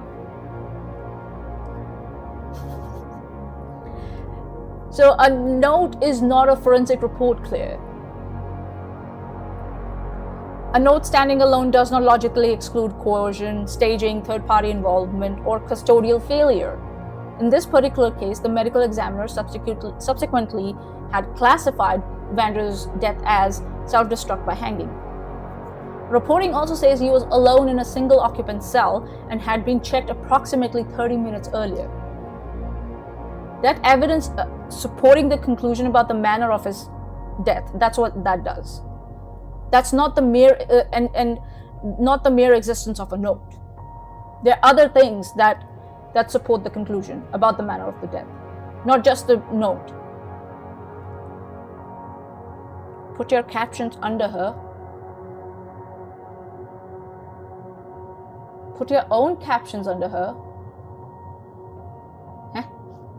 Huh? Nani? What do you mean?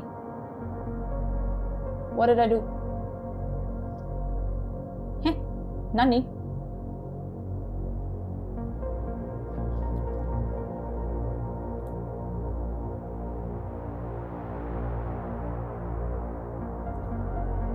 What? Oh, you mean can I put captions? Chesh, you distracted me. What are you saying? What? Okay, I'm gonna carry on. Goblin. Oh, put your oh no, don't do that.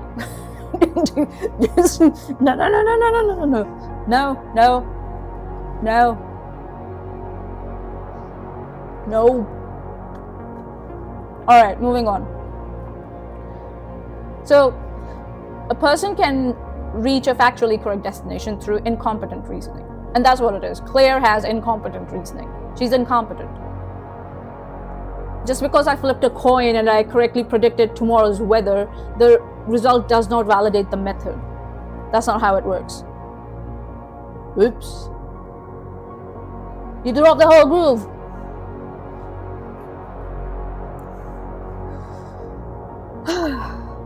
And if you look at the note, what the note actually said, right? There we go.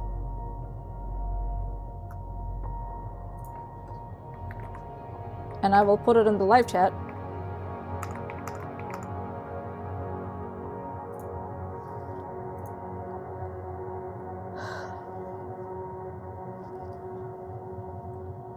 Vander expressly denied killing someone or killing Bernadette. He wrote that other allegations were largely false but not entirely, and that reports contained small amounts of truth. He did not specify which allegation or factual component he was acknowledging. So Claire just took an express denial plus an ambiguous partial acknowledgement, and then she transformed it into an admission that the central accusation was very, very true. This is selective phrasing. This is selecting the phrase that supports the desired conclusion and suppressing the sentence that directly complicates it.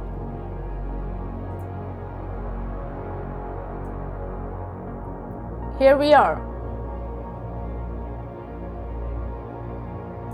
That's how it's done, Claire. You just like, come on. She can't read. She just can't read. She's so stupid. This woman can't read, and she has a 120k channel. I don't say that people who are less educated can't have a YouTube channel, but at least do some effort, man, and don't be this lazy.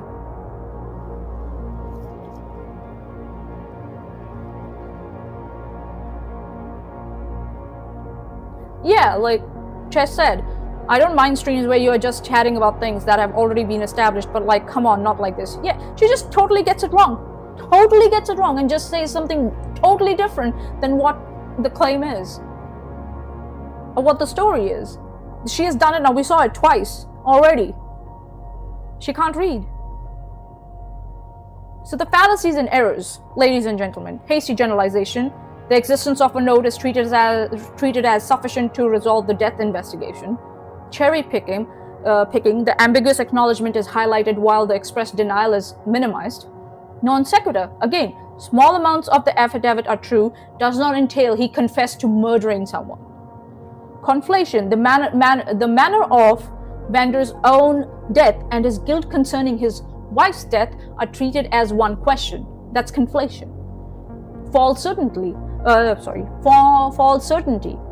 definitely and case closed appeared before the relevant record has been reviewed. Confirmation bias, ambiguity is interpreted only in the direction that confirms suspicion. And that's where my title comes from of this live stream. She discovered the case, read fragments of it, and then appointed herself detective, medical examiner, prosecutor, judge, and the closing clerk. Just within a few minutes. All in one go.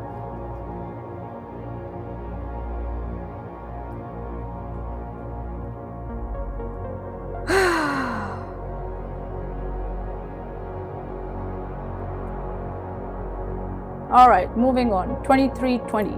Let's go.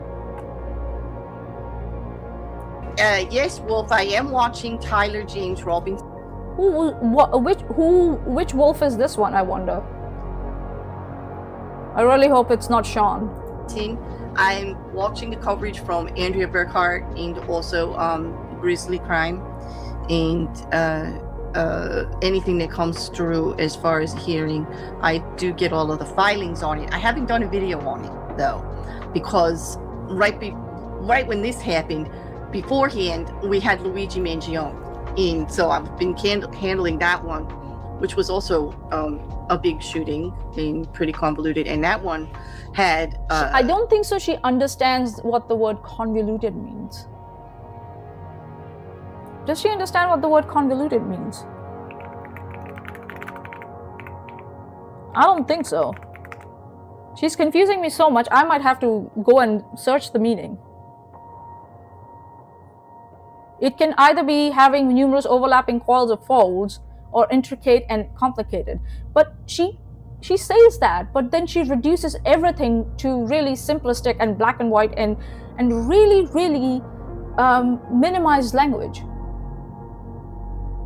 So she uses this heavy jargon everywhere, this heavy wording. But I don't think so she realizes that I don't know if she realizes, I think so she does, that she's doing absolutely the opposite. She's just posturing. Documentation in cases in 3 different states. And so, you know, I chose to tackle that one down, but I am keeping tabs on it. So if you have questions on it, let me know. Apparently with the preliminary hearing, I mean, everything's going forward, definitely.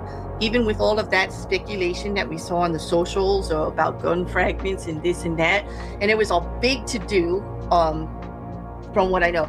Should I say Mage or should I? So she does this vague dismissal of gun fragment, discussion. She said that the social media speculation about some gun fragments and other evidence was a big to-do, but she never defined what claim was disputed in all this. I don't know what she's trying to say here. Jessica from the live chat, I have many questions, but she's incapable of answering. Nah, she will say you're malicious and she will dismiss you. She will say you're malicious, you need a new hobby and all that stuff, and she will dismiss you. Especially if she doesn't like you. She did that to me. So, yeah. But if you want to try, good luck. Maybe she will answer your questions. I don't know. She can't take her personal bias out of to address criticisms. Simple as that. Yeah, she's jumped to another case.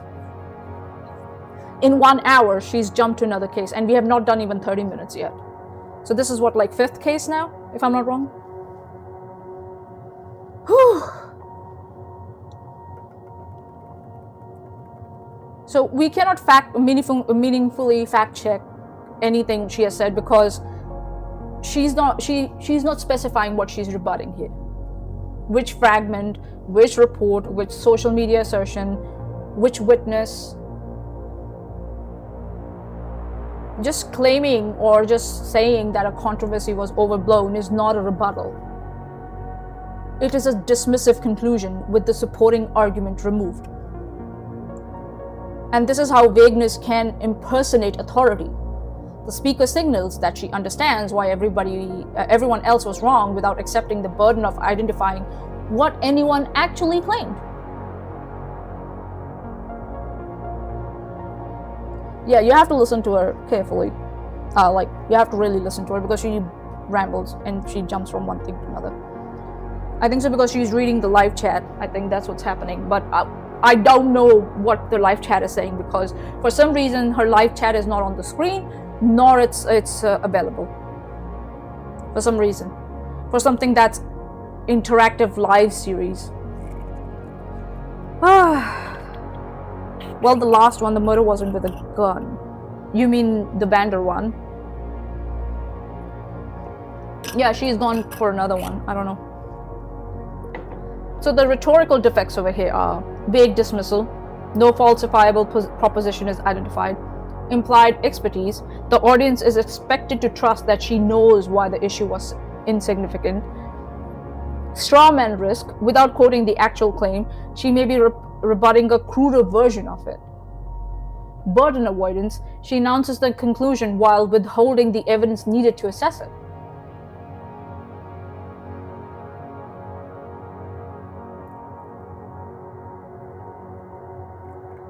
Lost in the sauce. Yep. Petite flower, I can't judge ADHD scatterbrain. Well, it's not about judging her ADHD scatterbrain. It's about what is she doing to make sure that she stays on track. Right? What's the point of doing the stream if you're not going to do it properly? I'm just like, and it's a crime. She's covering crime cases. That's not just like a gossip session or talking about other YouTube creators or anything like that. That's not what this is. This is real life. People have had real life effects on their, families. People have lost people. Just saying, they deserve better.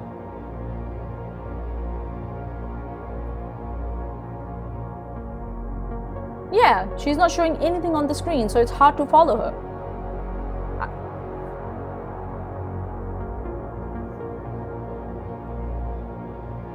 Yeah, Chesh is right. It's fair to acknowledge that ADHD scatterbrain makes it hard to follow, and expecting a 100K sub-streamer to find ways to help mitigate it. Oh, she was supposed to have a plan, not just riffing off the cuff. Well, if you're claiming that you're going to have an interactive live series, my point is you're talking about crimes, and you're talking about people, even if they're gone.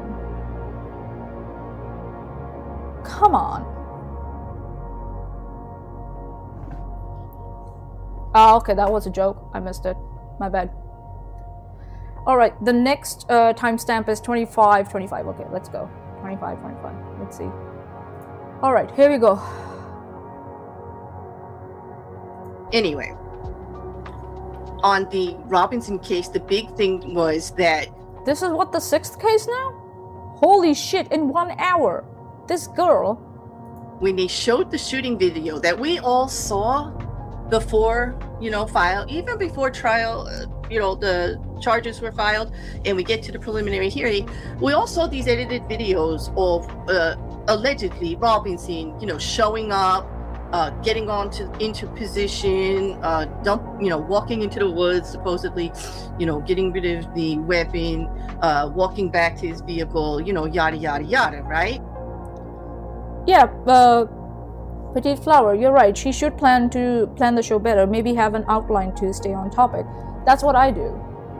I've been told to do that because I know I tend to go off on tangents. That's why I have selected timestamps that I want to talk about. Because I know I tend to just go off. And Jessica Johnson is also right. At least be considerate of this situation. You're a 100K channel, for fuck's sake. Oh, I swore, Claire. Oh my god. Yeah, like this is such ridiculous. Yeah, Chad bullied me into making more notes. Yeah, there's too much speculation. And so, those were Hold on, edited let's listen to this by people again. who were filed, and we get to the preliminary hearing. We all saw these edited videos of allegedly Robinson, showing up, getting into position, walking into the woods, supposedly, getting rid of the weapon, walking back to his vehicle, yada yada yada, right? And so, those were edited by people, and that. So other people should be considerate with their editing, but you're allowed to sit here and just speculate and talk bullshit and get facts wrong and everything. Because you're a fan of true crime. It's the one that they showed, not the original. And there was all this back and forth because there were circles and arrows and everything. And it was the preliminary hearing, and you're supposed to just show your evidence. It's not like the jury's not there, you're not supposed to be. But instead of the prosecution using the original footage and letting them see everything themselves, they had circles. Why are you and arrows laughing? and all this stuff. And it was Hold on. So you're criticizing how they're presenting the evidence? Maybe they want to focus on specific things in those videos, and they want to bring the judge's attention to that. Maybe that's why they're using circles and arrows. That's what we do when we are doing presentations about things that are important. What are you talking about? And then she starts laughing about a shooting. About a case involving shooting. What the fuck is going on with this woman? It was a big back and forth. I just think it's not It's not amusing. It says in the live chat here, in the transcript, but she's laughing. So players objecting to footage containing circles, zooms, and arrows, and says that a preliminary hearing prosecutors are supposed to just show your evidence. That's just a fictitious rule she just pulled out of her asshole.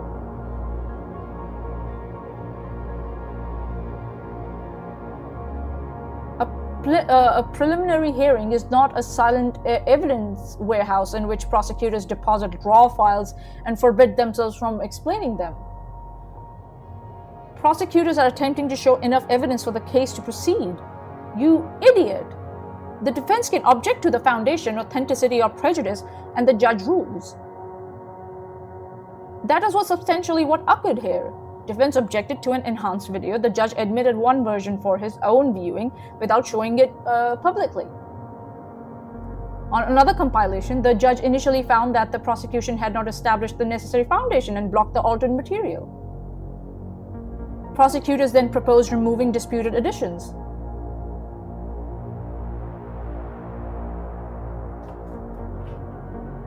That's what you should have been talking about. The technicalities that were involved in there. Judge did admit one version, but he didn't show it to the public. So it is acceptable to put in arrows and circles and zoom in on footage if the judge rules so. And then judge didn't just accept everything. He ruled that on the other, they didn't establish the necessary foundation, and he blocked the altered material. That's the substance of the whole point. She is just talking bullshit.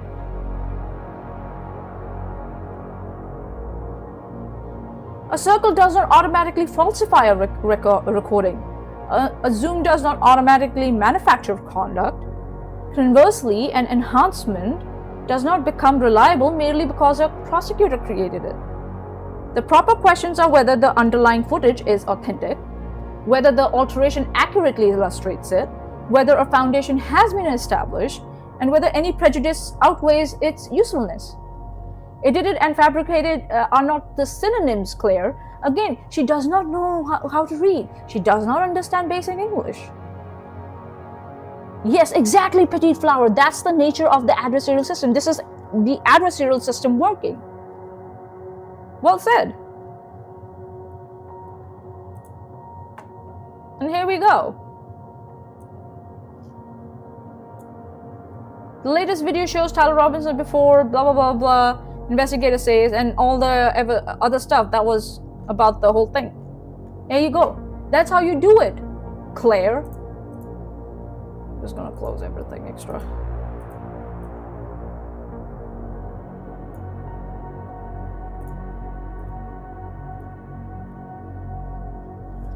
Do your freaking research before you just fucking start streaming and open your mouth.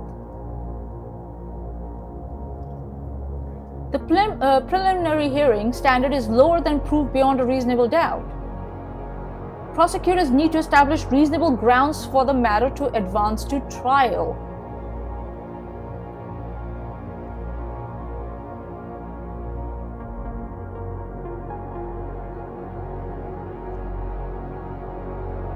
Yeah, she doesn't know or doesn't care or doesn't understand the philosophy of the US justice system.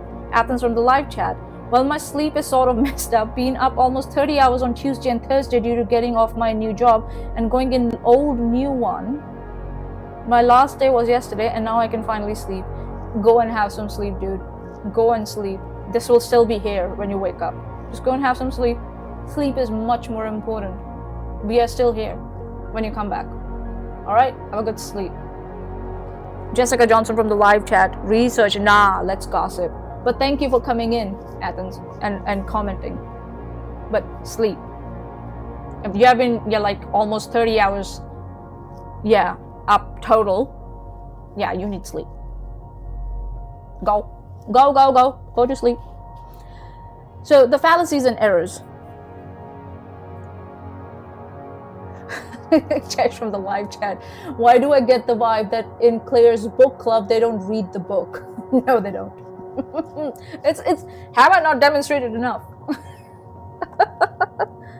She's American, petite. She's American. So the fallacies and errors. False rule. She invents a procedural prohibition on explanatory or demonstrative material. Equivocation. Edited slides between explanatory modification and deceptive alteration. Appeal to suspicion.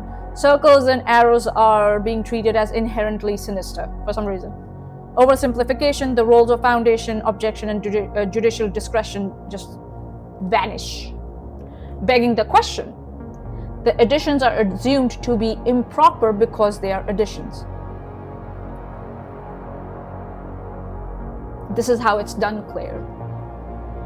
And I will keep skinning your content apart. Steve, my other project was Steve. Now it's you.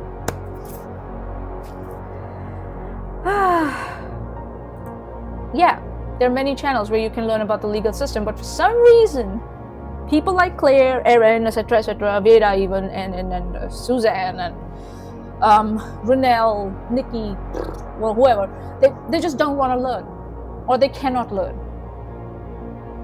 They cannot. Ridiculous. All right, going on to the next timestamp. This is the one here, 26:37 to 27:37. So that's 1 minute exactly. Athens from the live chat. I go in 4 or 5 p.m. and get off around midnight at my new, and then go in 3:30 a.m.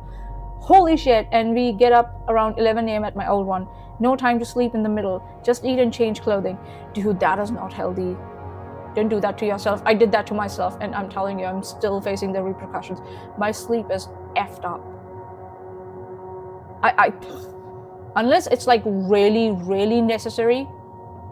Yeah, but I try, because usually, according to the occupational health and safety requirements, you need to have at least minimum 10 years of gap between 2 shifts. 10 hours, sorry, 10 years, what the fuck?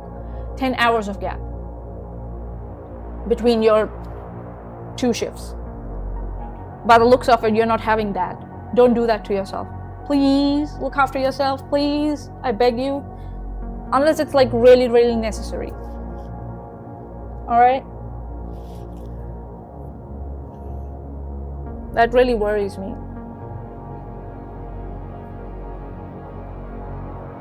Don't do that. Okay, yesterday was your last day at your old job, so you can sleep now. Go, yeah, that's what I'm telling you. Chabuk, go and have some sleep. Well, it's up to you, but I would say get some sleep. Please. Please. Please go get some sleep. Please, please, please. Please. Petite Flower from the live chat. I have to limit my exposure to current events for my mental health, but I try it. Yeah, same Petite Health. If it's getting too much for you, you can go. This stream will still be here when you come back. You can watch it later if you want to, or you don't have to watch it.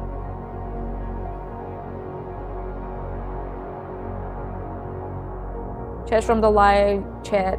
No one can take care of you like you. Yeah, self-care. Very important. I know what happens when you don't take enough sleep. My sleep is still like bad. Yeah, we don't judge. We don't judge. We don't judge. We don't judge. Oh, it's not about Trump. Okay, cool. No, you have to watch it. Hey, don't do that. You're fine. No, you got your sleep in. Promise? Promise? Promise? Did you get your sleep in? Promise? Okay. I'm holding you to that, Athens. It's all just out of care. And also my background that comes from, you know. Fatigue management.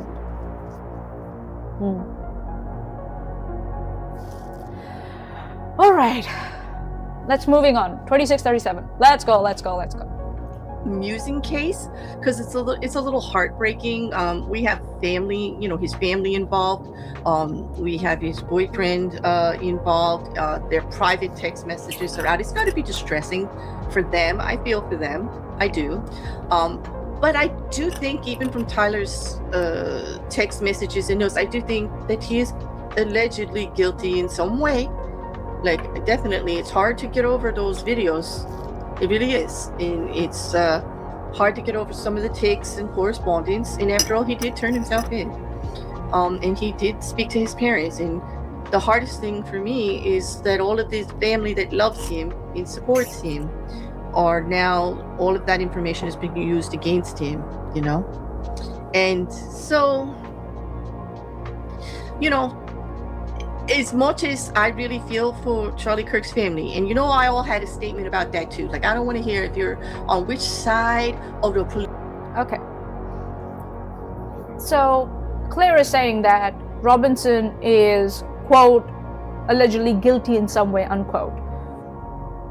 And then she cites videos and correspondence and adds that, quote, after all, he did turn himself in, unquote.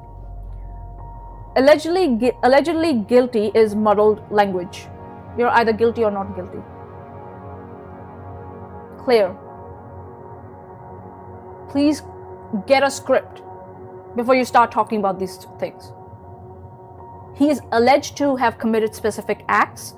Guilt is the legal conclusion that has not yet been adjudicated. But you know who has been adjudicated as a harasser? Aaron. Your pal. Steve, your pal. Right? Your pals. They are adjudicated harassers. Moving on, the prosecution may possess powerful evidence, messages, notes, DNA, video, and any other material, may prove highly incriminating if authenticated and properly contextualized, but turning oneself in does not independently prove commission of the offense. Sometimes people just turn themselves in just to make sure that the investigation goes on smoothly and they can be cleared as soon as possible. Like, as I'm saying, innocent people can surrender because their lawyer advised it, because they know the police are looking for them, because they fear being injured during the arrest, or because they intend to contest the accusation. Guilty people can also surrender. The act is compatible with several explanations, Claire. He surrendered, therefore it does not logically entail he committed murder. Associated Press's current hearing coverage describes the messages, note, DNA, and videos as part of the prosecution's case, while Robinson remains charged and the court is deciding whether the evidence is sufficient to proceed.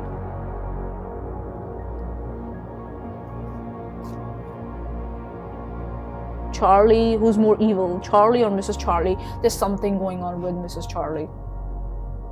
She did this stream, I think so, video, and she stared into the camera. And I was just like, what is going on with her? But that's a different thing. We can talk about different when we can really talk about it. Chesh, you're right. This is just such a shallow understanding of humans and their behavior, and of the legal system, and how the lawyers advise, or how, like you said, how humans think. Jessica Johnson, I think him getting shot made her more psychotic. I'm not going to be surprised if it affected her. Yeah, it can. Your spouse has been, yeah, it can. It could, yeah, but we don't know for sure. We may never know. So, moving on. Fallacies and errors. Non sequitur. Surrender does not prove alleged conduct, and there's nothing called allegedly guilty. Claire. All right. Cumulative vagueness tactic. Several items are bundled together without explaining what each proves. Prejudgment. Strong-looking evidence is treated as equivalent to an adjudicated verdict. Terminologically, a terminological collapse. Alleged is attached to guilty rather than the conduct alleged. Say he is charged, identify the evidence, explain its significance. Do not use allegedly as like some decorative, legal seasoning while you're announcing guilt.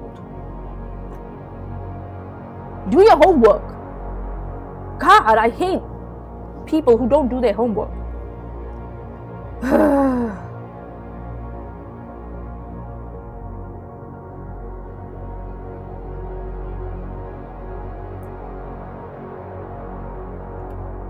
All right, next one.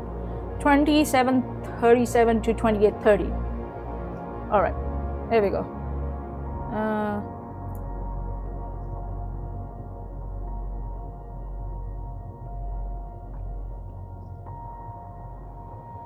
As much as I think so this is the only place where I might agree with it.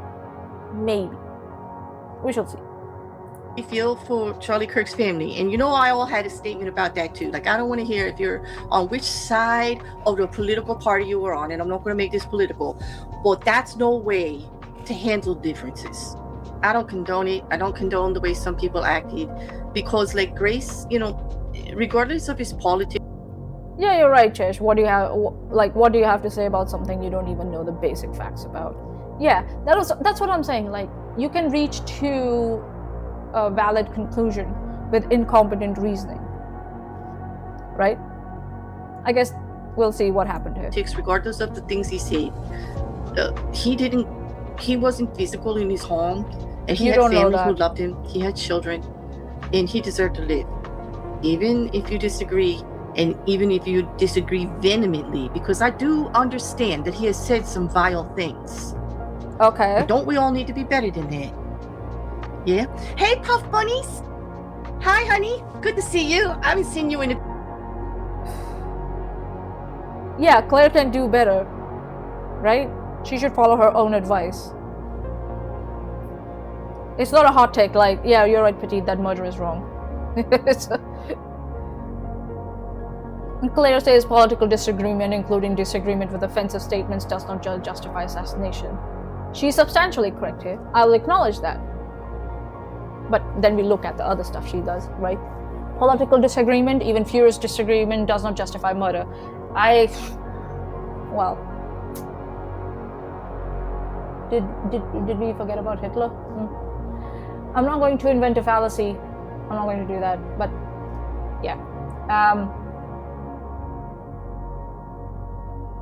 The only thing that I would point out is that having children or a spouse is not what gives a person a right to live.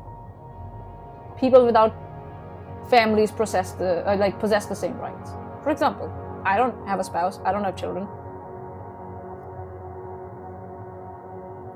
and unless Claire identifies someone who actually argued that the killing was justified, she should have avoided using a correct moral proposition to imply that all political critics endorsed violence. Substantially correct, but a possible straw man risk if directed at an undefined group. She starts right, but then she gets it wrong again.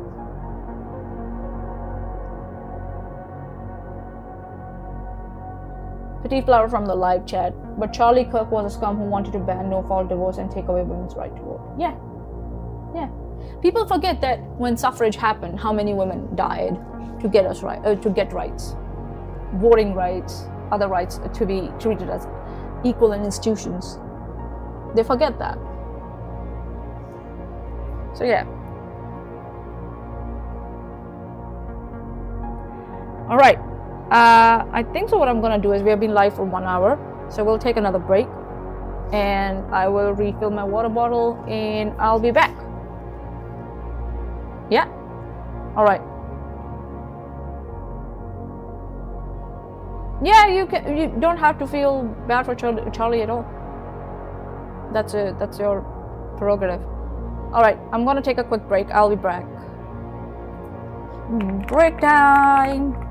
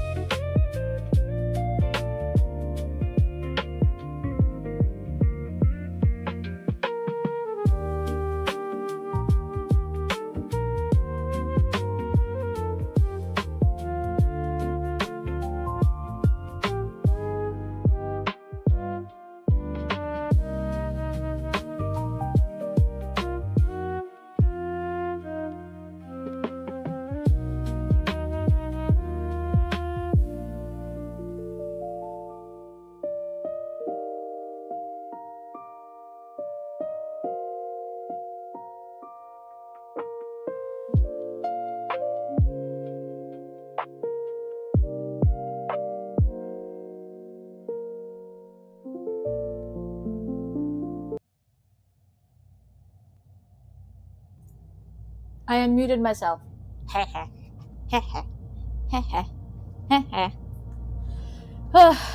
Just reheating my stale coffee and we'll restart. Excuse me. How's everyone else doing? So 2737. Is it? Oh, we have done that. Next one. 2948. There we go. 2948. Here we go. 2948 to 3036. Yeah, I'm just waiting for that thing to beep. Beep.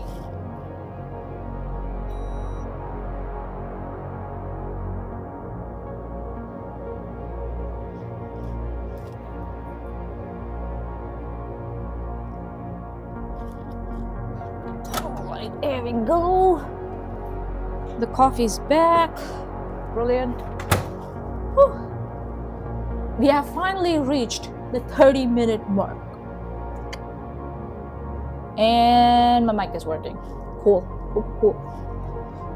All right, here we go.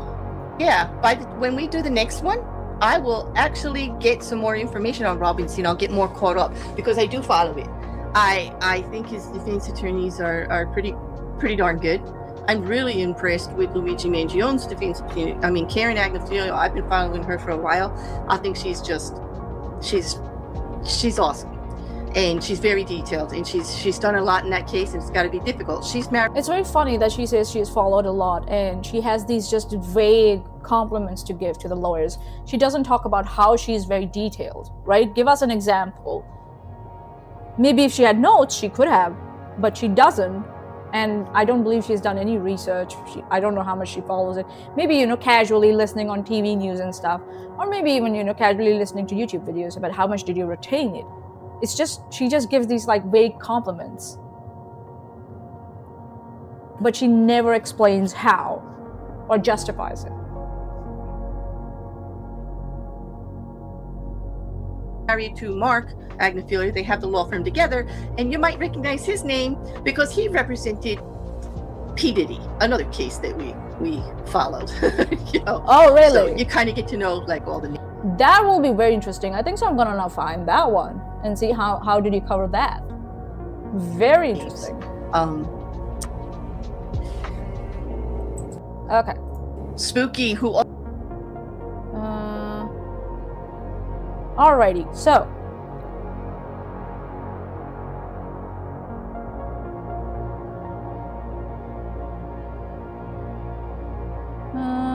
What in this one?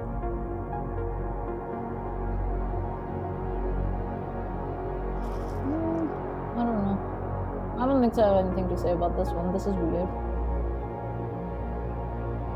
Did she get the lawyer's name right? Hold on. I think his defense attorneys are pretty darn good. I'm really impressed with Luigi Mangione's defense attorney. I mean, Karen Agnifilo, I've been following her for a while. I think she's awesome.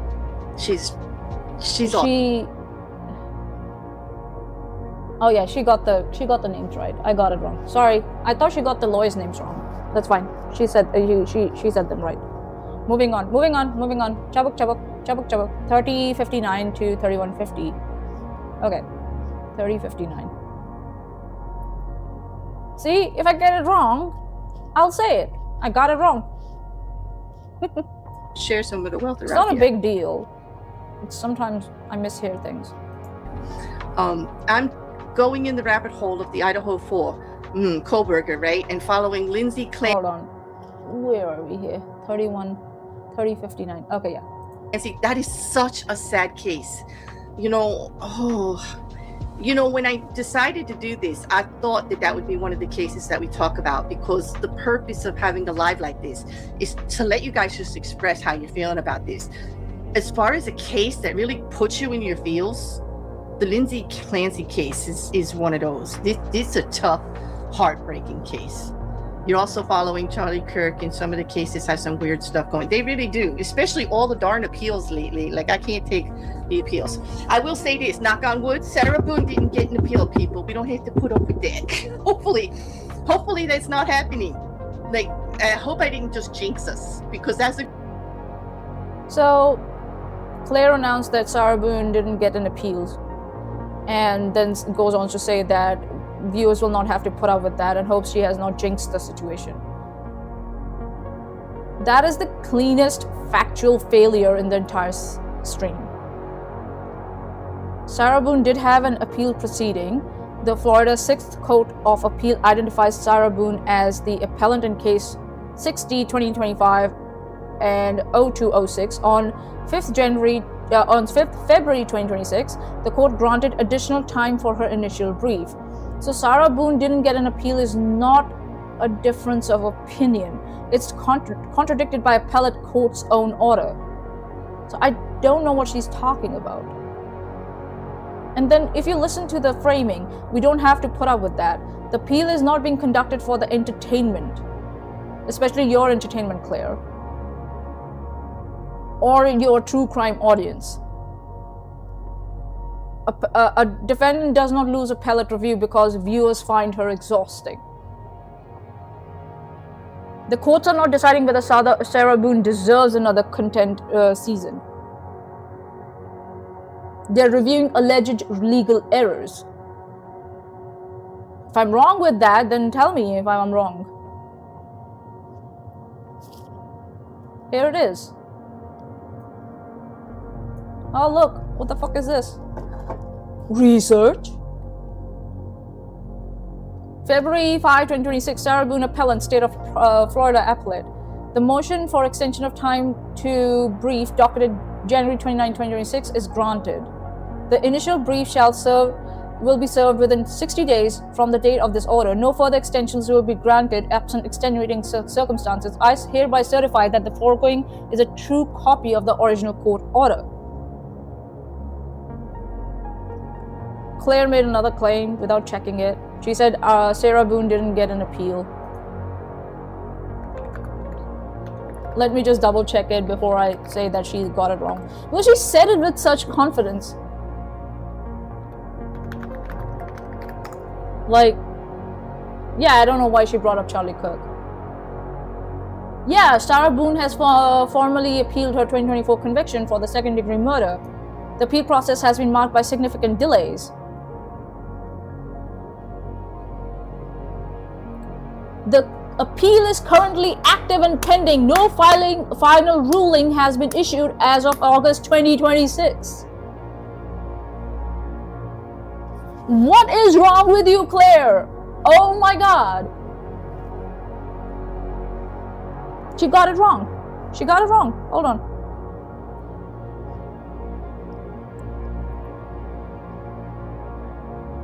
Like, what the fuck?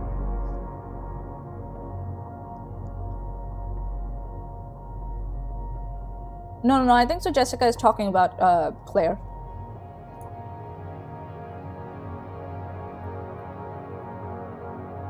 So, Claire got that wrong too.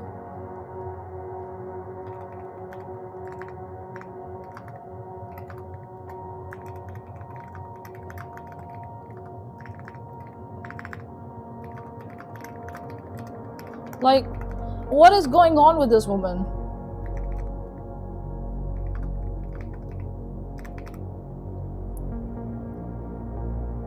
Is it too loud? I'll bring it down. Sorry.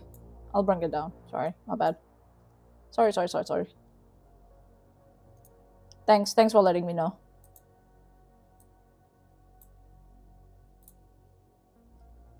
So yeah, so she got it wrong. God, this woman is so stupid. And then she creates it as if, like, you know, it's exhausting, like it's some sort of like true crime season of like entertainment or something like that. Like, girl, how many times have you got your facts wrong? If they didn't file the brief by April, then the appeal is probably dead. Probably.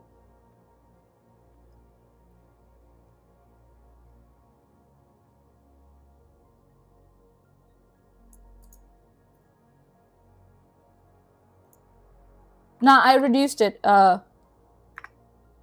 I reduced the sound. Let me double check it again.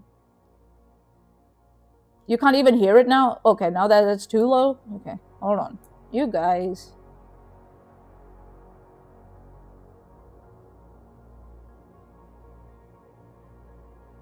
Yeah, so yeah,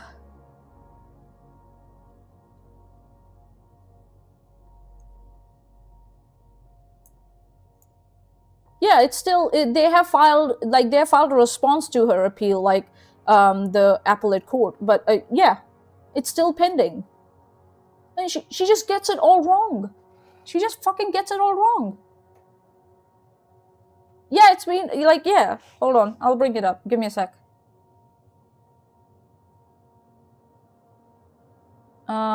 Let me see.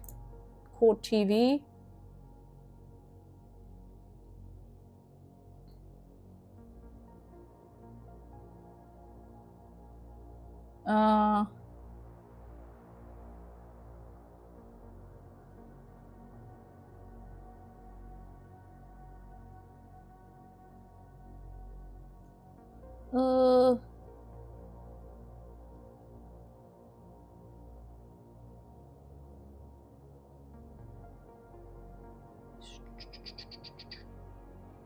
So it says that the latest order from the District Court of Appeal required any appeal to be filed by June 3 of 2026.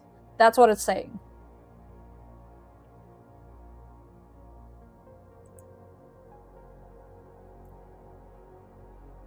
As of August 6, 2026, Sarah Boone's direct appeal was still an active appellate proceeding.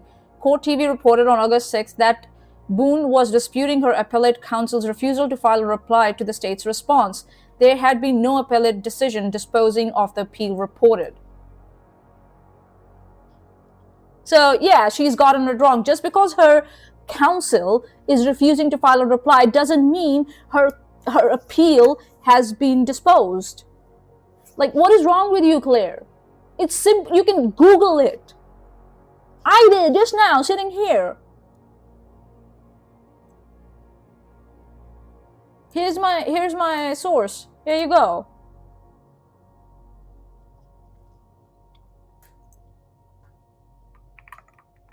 Here you go. It's still active. You idiot. You absolute buffoon. Oh my god. She's giving me a headache now.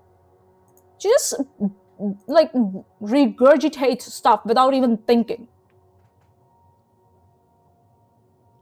It's a factual falsehood. An appellate case is existing, and there's wishful thinking. The host, like Claire, who's the host, preferred a procedural outcome. She's mistaking it for reality. Appeal to consequences because continued proceedings would be unpleasant to follow. She wants or assumes they do not exist. Audience capture, shared contempt becomes a substitute for checking the docket. She didn't even check it. Personalization of due process. The audience's fatigue is treated as relevant to legal entitlement. Due process does not depend whether the true crime audience or fans are tired of the defendant. You idiot.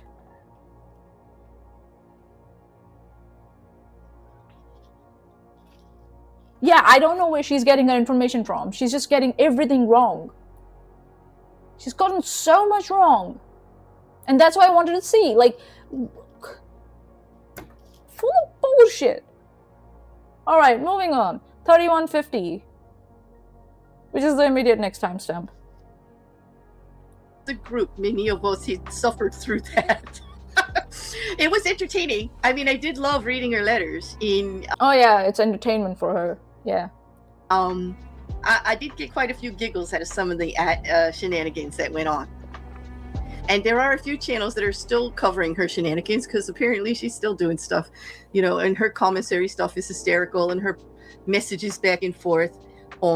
I do know that she didn't get what she wanted in her settlement with her divorce and custody with the charges that were going with the back alimony and everything. It turns out that everything that he had put out, like the back alimony, comes out to just almost a net figure. He owed very little. And really, she doesn't really get support because she's not taking care of the child, and she's not going to get really much going forward. So that finally got settled up. She wasn't very pleased. I mean, she got a little bit here and there. She does have a right to see her child. The judge didn't go so far as to eliminate that. However, I do believe they can readdress it should the child, should things become difficult with the child. After all, we've got some issues here, and the judge seemed very open to what was best for the young man. So we'll see what happens there. We'll see what happens. Petite from the live chat said, it does sound like the appeal isn't going anywhere and she's pissing off her lawyers. Yeah, that sounds like that, but that doesn't mean her appeal is gone or is not happening or she didn't get the appeal. I don't know what sort of language is that. But yeah, she doesn't know what she's talking about, or she's not good at explaining it. She needs to be better. Going on this clip that we just heard, right? Petite said her lawyer said he's not going to file anything implying to me that there's no valid grounds for appeal. There can be many reasons why they're not filing an appeal. Yeah, again, doesn't mean that she doesn't have an appeal. I don't know what that language is. I don't understand what she's trying to say there, right? It's still existing to this date. The process is still going on. What will happen in the future, we'll see what happens in the future. So Claire is treating Sarah's prison communications as entertainment. Surprise, surprise. Am I surprised? No. And then she makes several claims around her divorce, support arrears, custody, and contact with a child. I don't know if it's this family law summary is an established fact, unless we see the actual order and we see she's not bringing up anything on a stream. She has not identified any.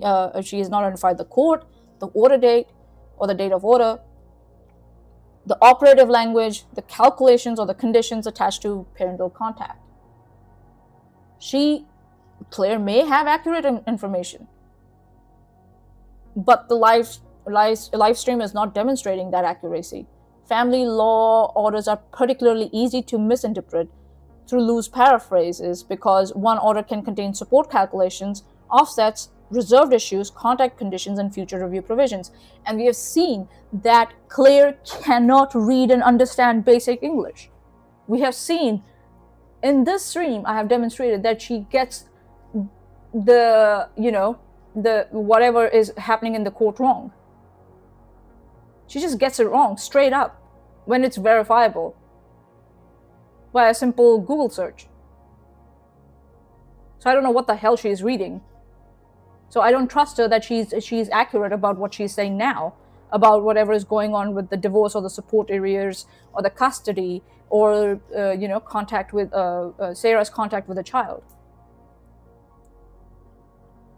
If you're responsible, you would formulate it as, according to the order dated on this, the court ruled Y. Without that, viewers are just being given sensitive family proceedings as casual prison gossip.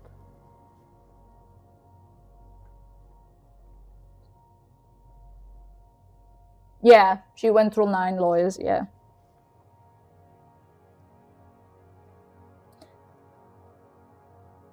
Yeah, pissing off your lawyer is usually ill advice. I think so. Renelle abandoned her lawyer. If you're not sure, like she had a lawyer at one point and then she didn't, if I remember. So rhetorical problem with Claire's, segment here is that there are unsupported assertions. There's no necessary primary document presented. Entertainment framing. Every aspect of an incarcerated person's life is turned into shenanigans, quote unquote. Contempt substitution. Again, she's done this. The audience dislike of Boone is expected to substitute for verification. Then possible context stripping also. complex family orders are condensed into ridicule. Just put the order on screen if you have it, or label the summary unconfirmed. Just because you dislike the subject does not authenticate a claim that you make about it.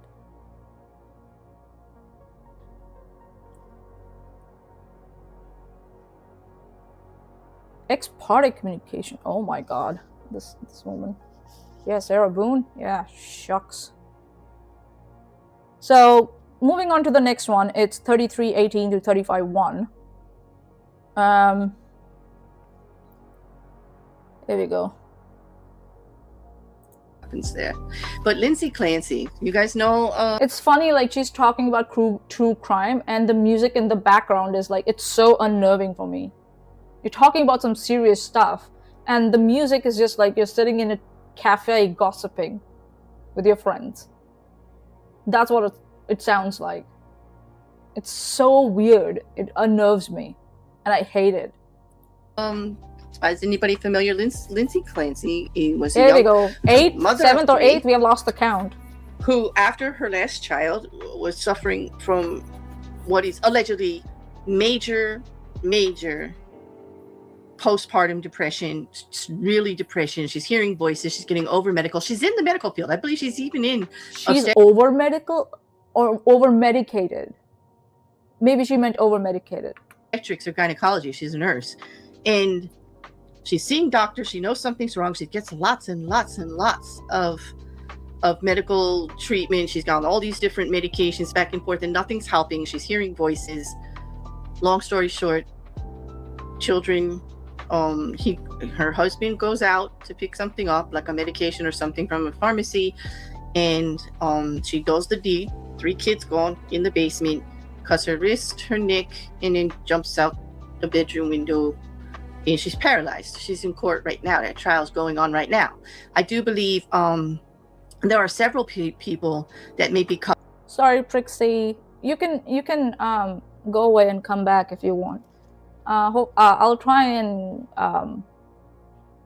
cover it as soon as like in short duration, as much as I can. Covering it, maybe Trial TV Live. You know, you guys saw me there for Canero, and I'm in their chat when they were doing Colin Gray and Colt Gray, which is another one that if you want to talk about like woof, that was a little iffy. But it's really sad because I see people in the socials arguing that she really couldn't have been that depressed because like she wasn't successful in killing herself. So this portion, it's really grave and sad. This portion concerns death of children, severe postpartum mental illness, and self-destruct attempt. The criticism should remain exact rather than turning tragedy into competitive cruelty.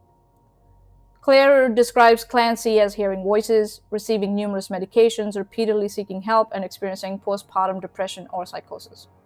Postpartum psychosis is real, severe, and a psychiatric emergency. It can involve confusion, delusions, paranoia, hallucinations, and suicidal or homicidal thoughts. Taking the condition seriously is very essential. But the seriousness does not eliminate the need for attribution.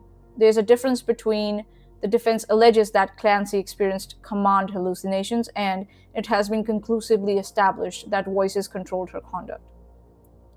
There's also a difference between her civil complaint accuses providers of malpractice and the providers failed her and caused the deaths.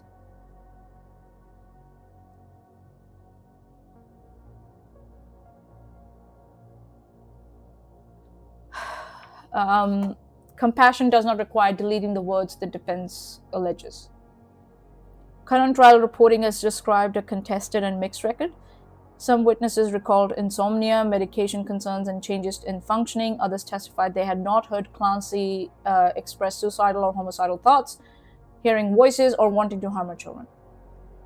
The rhetorical errors that Claire commits here are fact, allegation, collapse. A party's theory is narrated as an adjudicated medical conclusion. Selective narration. Evidence supported of one interpretation is presented without the contested evidence. She didn't even present any evidence. She presented an interpretation. Let me correct that.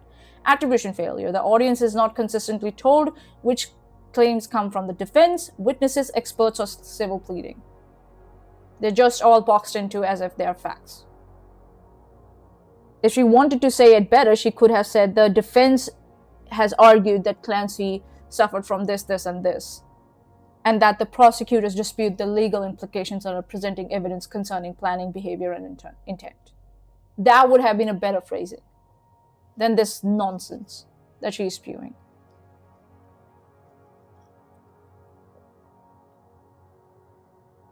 Why is the tone odd, Orange? Why is the tone odd? Yeah, you focus on one thing at a time. Even if you want to talk about different, like multiple cases, there's a limit to that.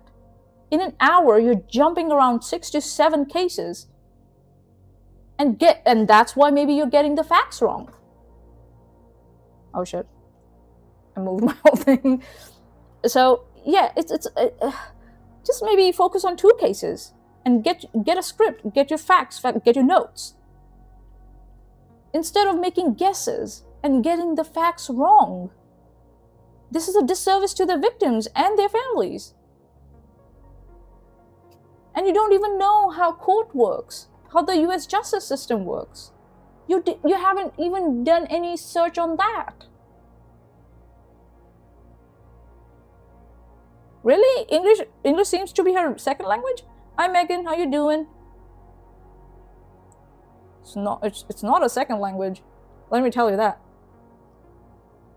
All right, moving on. 3501 to 3520. Like, she should have tried harder if she was really that depressed. Like, how that comes out of people's mouth, people in the socials arguing that she really couldn't have been that depressed because, like, she wasn't successful in killing herself.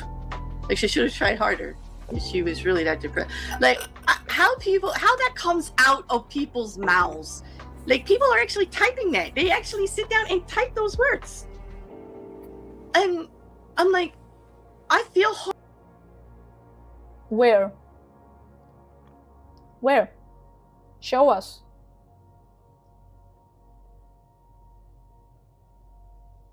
She's correct.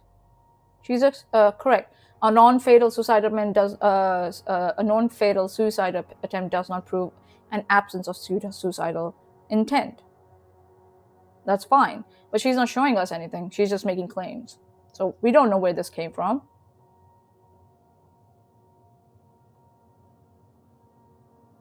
It's like, can you present anything? Can you show anything?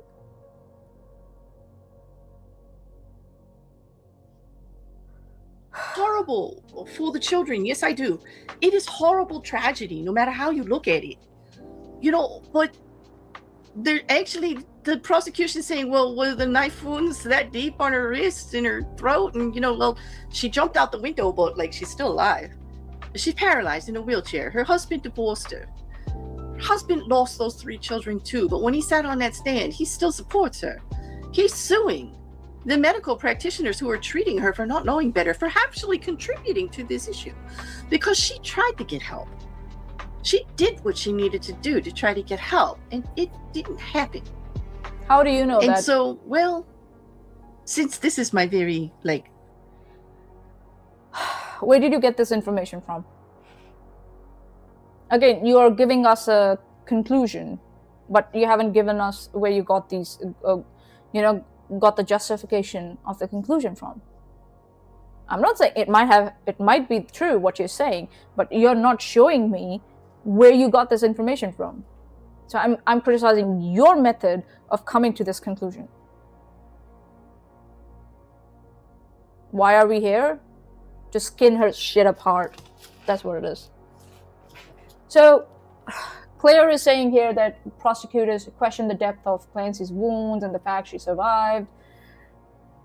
I think it requires more context than Claire is providing. The nature, depth, placement, and sequence of injuries may be relevant to intent, planning, credibility, or competing accounts of what occurred.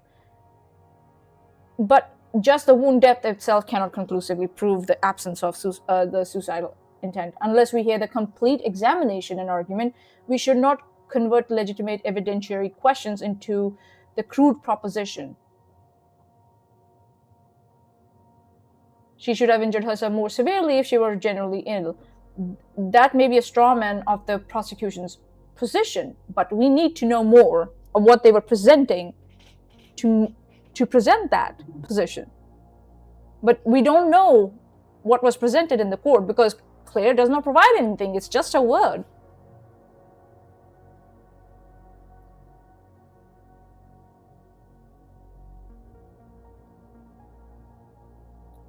So Claire does not present enough context to determine whether the prosecution made the simplistic argument she attributes to it. Do your research. Put something on the screen instead of just babbling shit. Holy moly. Opinionated, like, let's talk about anything we want to talk about. I'm going to tell you, I hope he sues the pants off of them.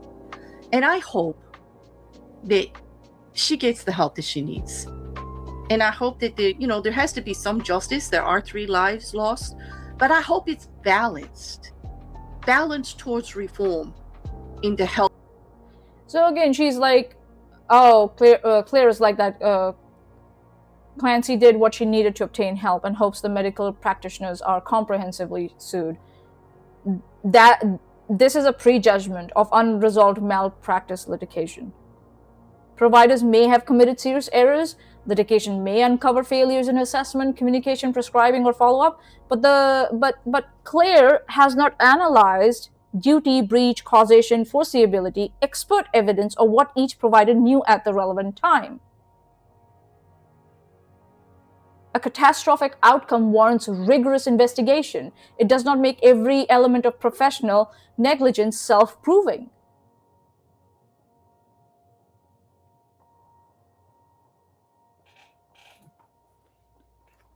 So there is a civil action that accuses several providers and institutions of malpractice. These are allegations, not findings of liability. Again, fallacies, hindsight biased. Warning signs are treated as obvious because the eventual outcome is known.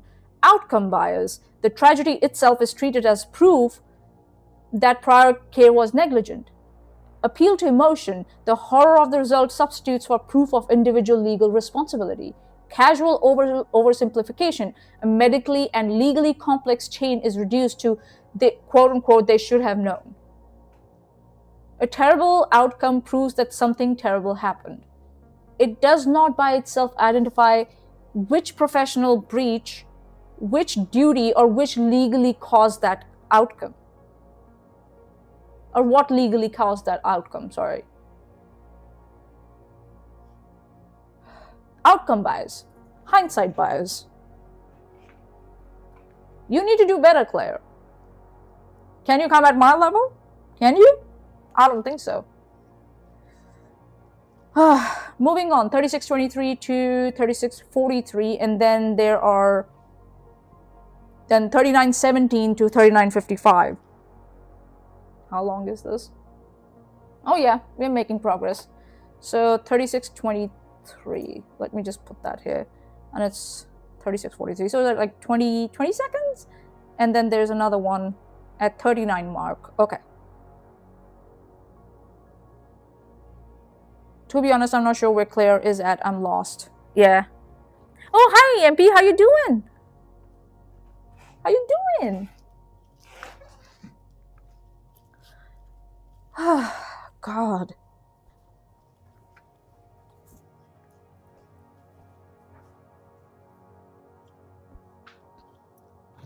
More than 3 hours to dissect this piece of crap.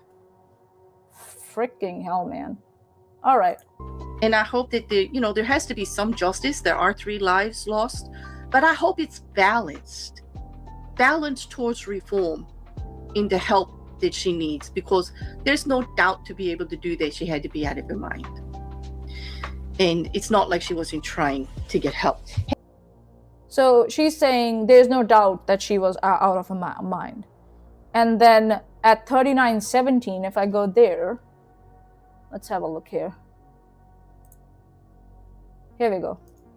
Exactly. She was hearing voices. Yes, it is postpartum psychosis, and they should have known. It is part of it. They should have known. These two things that I want to talk about. These like definite claims that she makes. Right?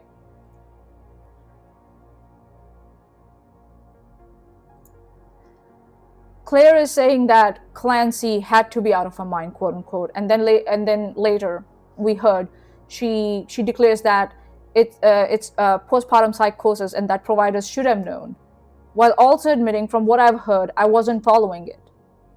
That's what she said. If I go back here, 39:17, right?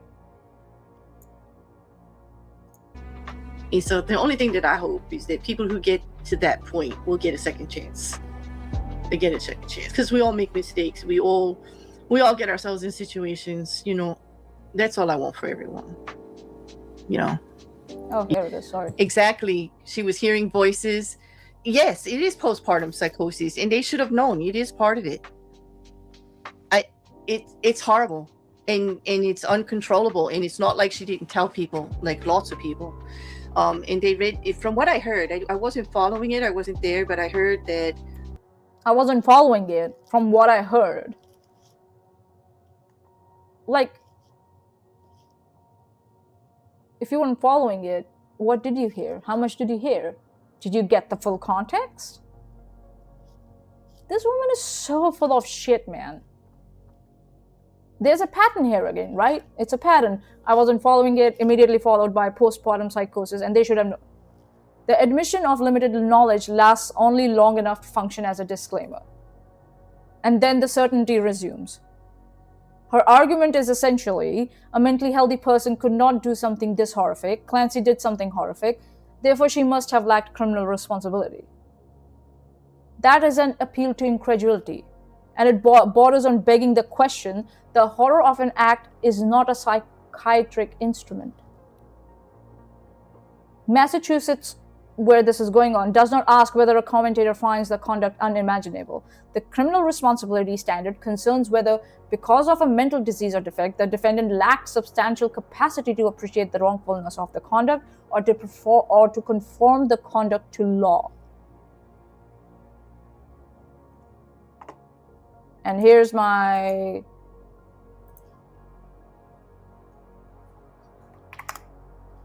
Here you go. That's my source.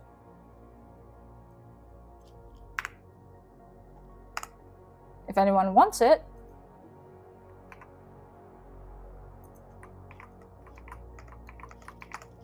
There we go.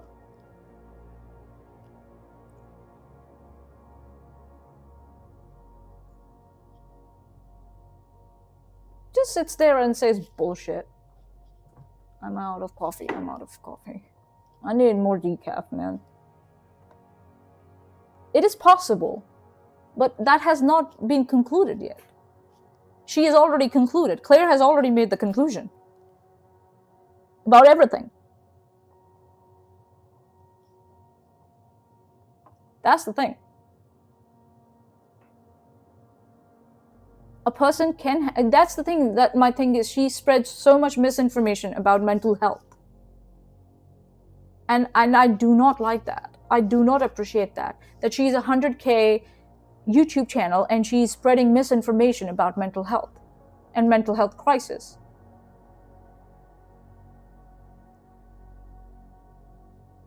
A person can have severe mental health illness or mental illness and still be legally responsible. Those are two different things. A person can appear organized in certain respects and still lack criminal responsibility. Mental illness and purposefulness behavior are not simple opposite boxes. Yeah, she is supposed to be some kind of adult autism advocate.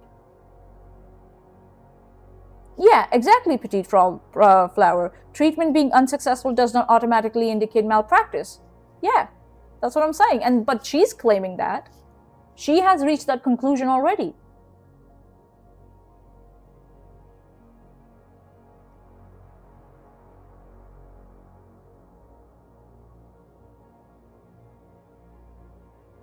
Like,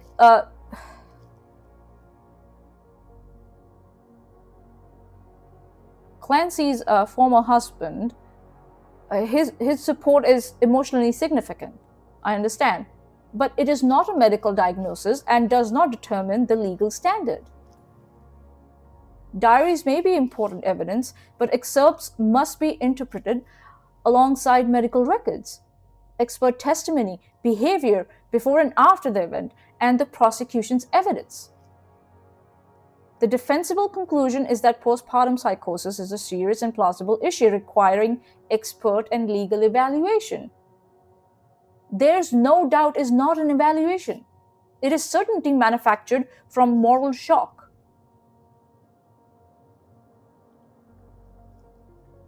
That's what she's doing here. And that's why I'm here correcting her, because she spreads this misinformation about US judicial system, about mental health, and about criminal responsibility. She is spreading so much misinformation on her 100K, not 100K, 120K subscriber channel.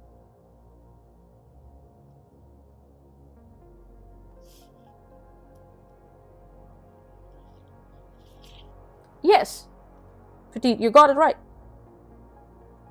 Yeah, some of this is really, really horrid. And she's just sitting there and just gossiping away about it, just this casually, as if she's sitting in a cafe and gossiping with her friends.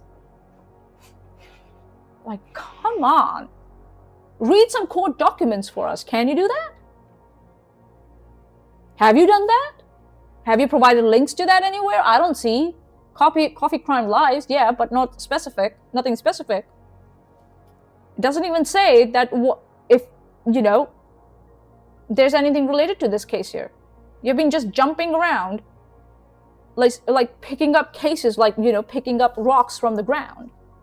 Ooh, this one. Ooh, this one. Ooh, this one. All the fallacies you have committed now, in these two instances, appeal to incredulity. I cannot imagine a sane person doing this. Begging the question, the conduct is assumed to prove the incapacity that is legally disputed.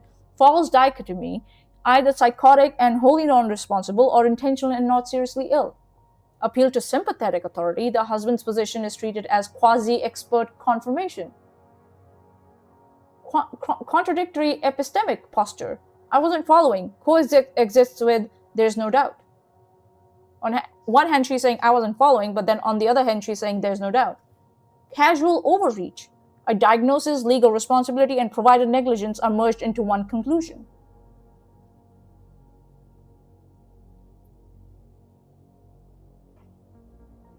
Like, come on. How can you be... This is disgusting.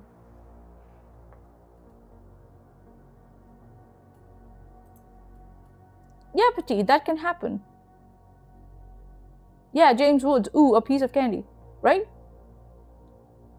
Freaking hell. 39.55. Moving on. 39.55. You know what? Before we get to this one, I need to take a quick pee break. I'll be right back. Sorry about this. Just give me a sec. I'll be back.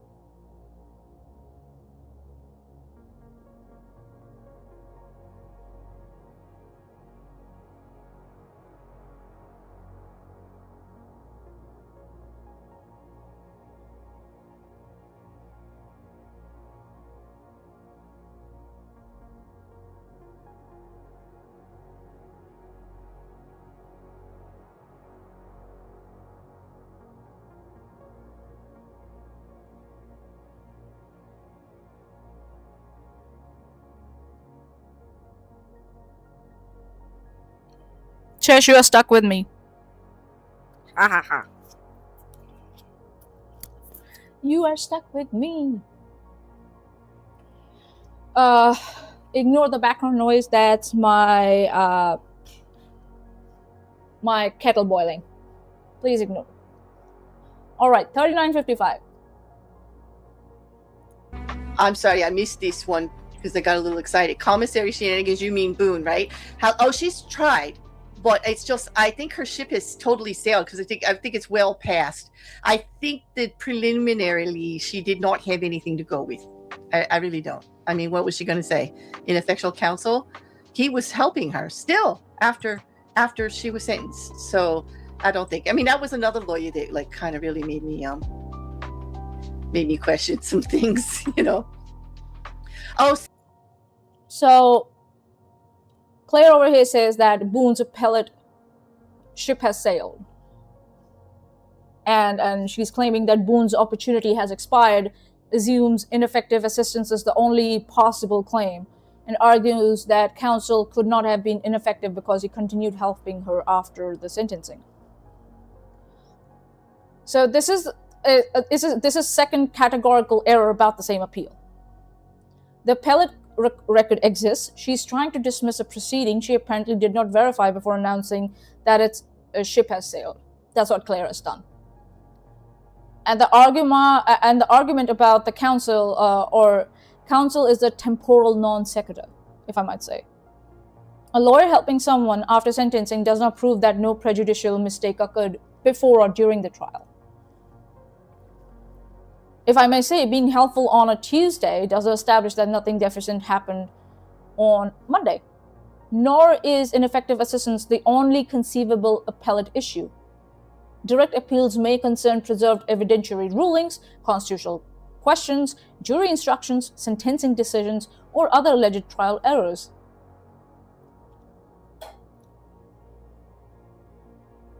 The pull-up bars. Okay. You have to first reach that high chat Athens from the live chat. That's funny. That's funny, Athens. Oh god. So the fallacies that Claire is committing here are factual falsehood, an appeal to proceeding existed, temporal non sequitur, later assistance is treated as proof against an earlier error, false limitation, ineffective assistance is presented as the only potential issue, confidence without docket checking, procedural status is declared from intuition. She's confidently commenting from outside the docket. She doesn't know what's in the docket. She's just saying bullshit. Next one is 4149. You can install them at varying heights. Not a bad idea, Petite. You need a stool. You need a stool chest, obviously, always. 4149. Let's have a look. 4149. Oops. 4149. Here we go. All right, let's listen to this. Like I said, I go to a couple. I've been going to Kat Knott Williams. I started to go over there when she did Afro Man, and she was a delightful young person with a really good take on the stuff. She reads the legal documents. She makes sure she knows like what she's like putting the real facts out there, and then she gives her opinion. So I like her style. So again, Claire over here is articulating a standard that she herself fails to meet. She's praising another creator because the person reads legal documents, makes sure they know the facts, and then gives her opinion. That's extraordinary. She's just stated the correct methodology and accidentally indicted the preceding 40 minutes. That's what she's done. Read the documents, establish the facts, and then provide the opinion. But earlier, she expressly told us that she was not going to stick to the documents. She admitted she didn't know about the background. She researched Vander case live and declared it closed. She said Boone had no appeal left without checking the appellate docket. And then she goes on, from what I heard, I wasn't following, and then immediately she goes on announcing a medical conclusion. She knows the standard. She's aware of it. She praises when other creators do it.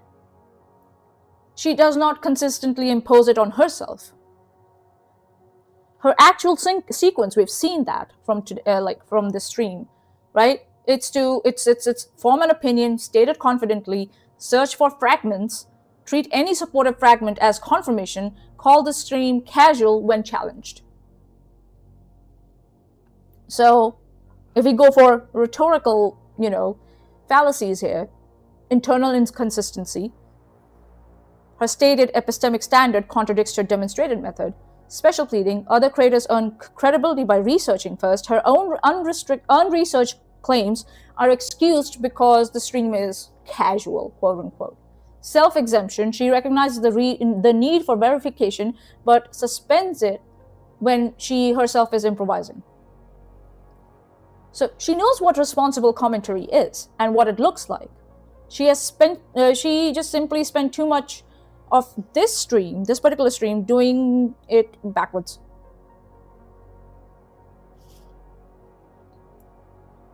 Is there anything else?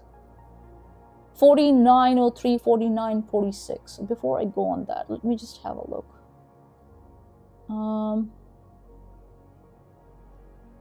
Let me have a look.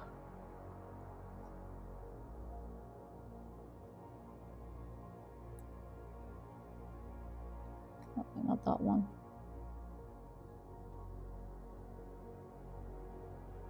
No. 4230. What's that one?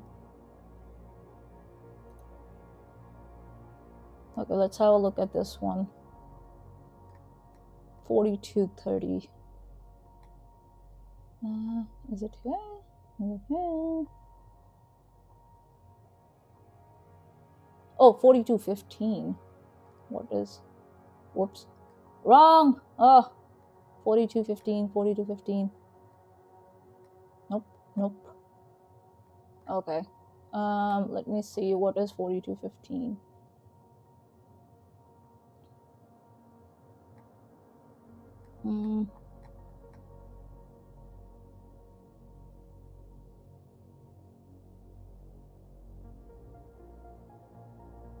Oh yeah, she was also she said something along the lines of, when she was looking into the Vander case, that don't they protect you from that? Like the host, she's asking whether custodial officers are supposed to protect prisoners from self-harm, and then she quickly just concluded that there will be little left to investigate. The question is valid, but the analysis that she did afterwards, the case is closed and there's little left to investigate, was weird. It's like, it's so stupid.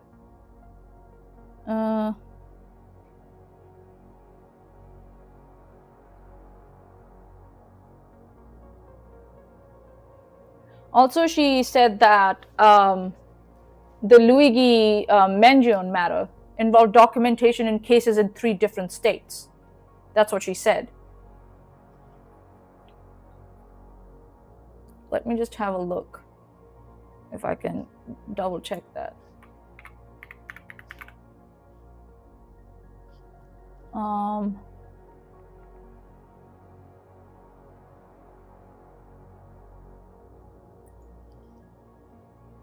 Yeah, so that's what she said. Like, cases in 3 different states. So again, she doesn't know what she's talking about. The proceedings were in 2 states. New York State Court, the federal court situated in New York, Pennsylvania State Court. Those are 3 legal proceedings or jurisdictions, but not 3 different states. 3 proceedings does not mean 3 states. Again, she does not know what the fuck she's talking about.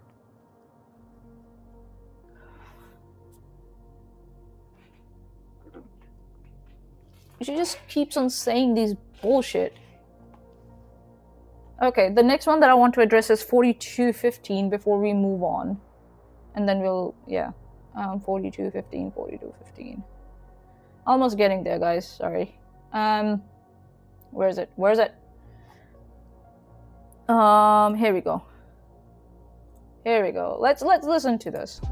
So I liked it over there. It was very welcoming in the chat. I will admit I'm a little nervous going to checks now since YouTube verified me. In a way, it's great because nobody can clone my account anymore, and I have to be accountable only for what I say and not what a million other accounts that people make say. So that's kind of a little bit of relief. So Claire is saying that because YouTube verified her, nobody can clone her account anymore, and she's only accountable for what she says.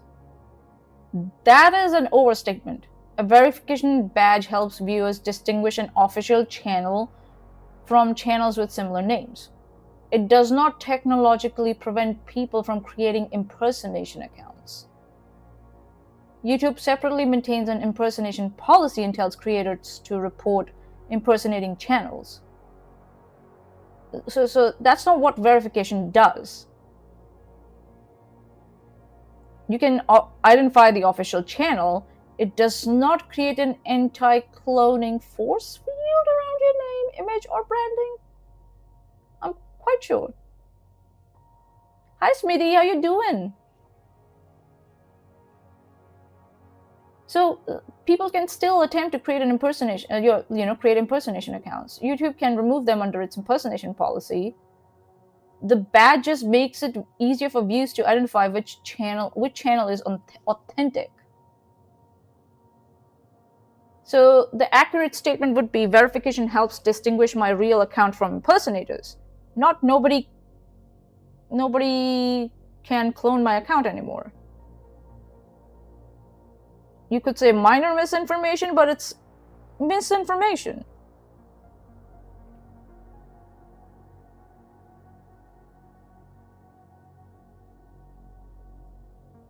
Like, girl. Okay, let's go. Next one we're looking at. And I said, hey, yeah. What's going on? Okay, 4903.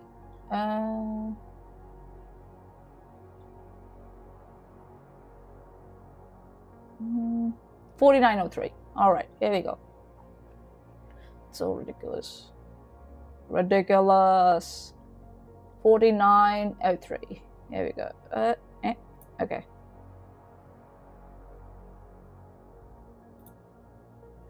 Back Friday with another one.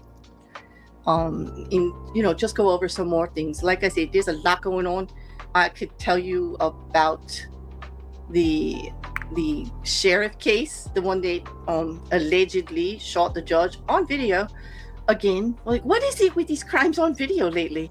Like, I don't understand how there's even a trial sometimes with those. But on the Stein case, that's Sheriff Stein, I actually know why there is a trial going on, because there's a very particular. I don't understand how there's even a trial sometimes with those. But on the Stein case, that's Sheriff Stein, I actually know why there is a trial going on, because there's a very particularly interesting angle to that case.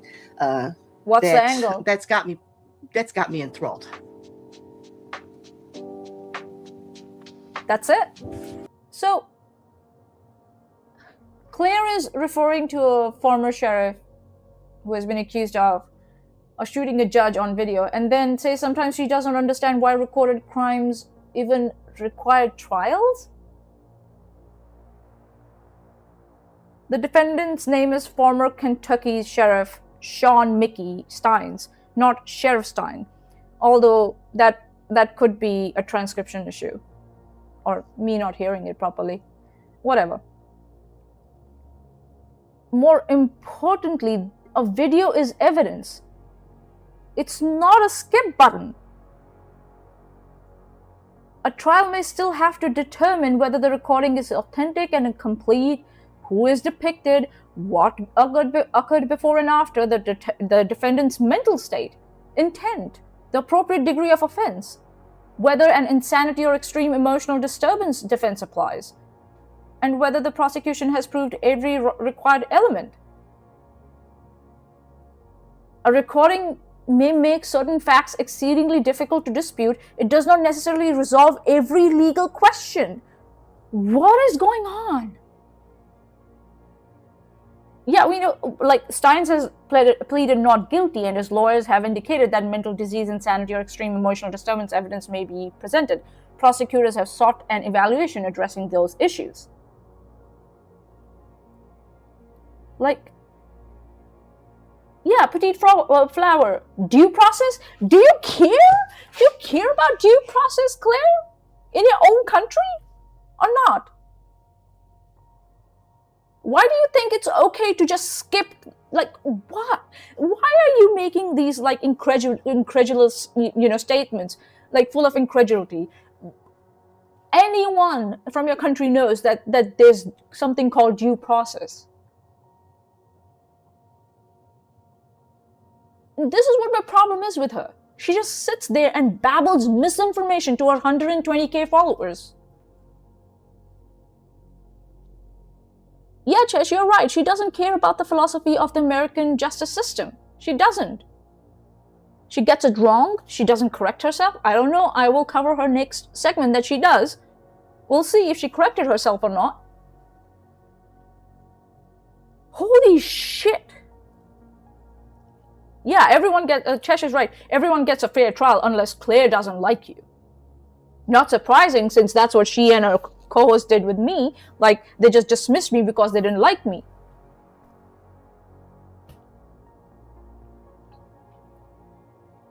So the fallacies that Claire is committing here are begging the question. The video is assumed to establish every disputed element that might be present.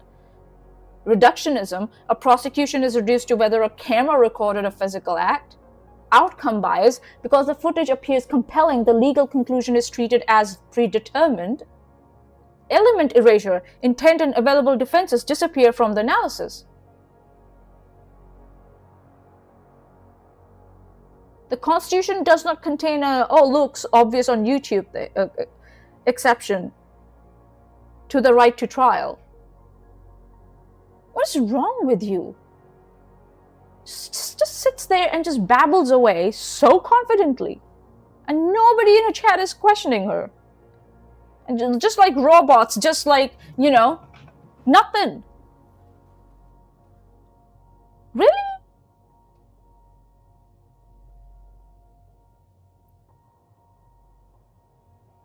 Next one, 4946. Almost there, guys. Holy shit, this woman. Do I realize that I started a new crime show on the 134th anniversary of the Borden? You mean Lizzie Borden? What the fuck?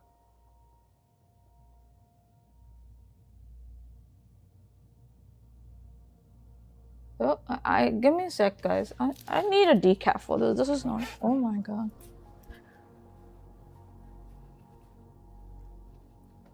One moment, please. One fucking moment. Just give me a moment's silence. Just give me a moment's silence. Just.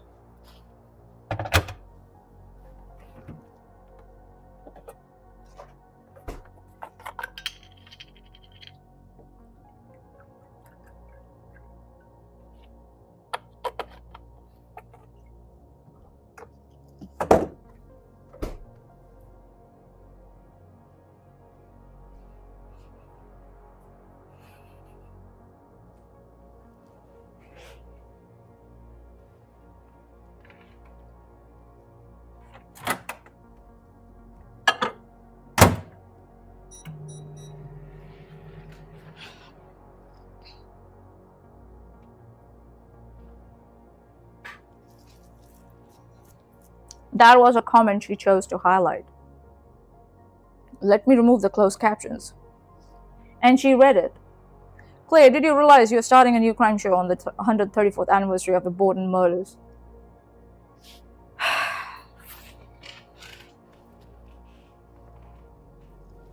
Okay. Alright.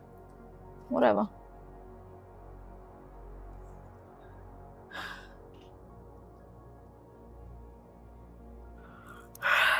I need to go into a partial sleep paralysis to deal with this. She... You know what? I should do. Oh yeah, that's funny. That's so funny, isn't it? That you started your new channel on the anniversary of a murder. Someone who died. Oh, it's so funny and entertaining, isn't it, Claire? Yeah, you're not drunk enough for this, Chesh. You will never be drunk enough for this. On Lizzie Borden, because as much as there's the song that she actually did it, she got away with it, right? Like, hey, I'm glad to honor your anniversary, Lizzie. Like, yes, I hope that it is. You're good glad for this little notion that I had, and I think. So Lizzie Borden was acquitted. And Claire is saying that there's a song that indicates Lizzie Borden committed the killings and quote unquote got away with it.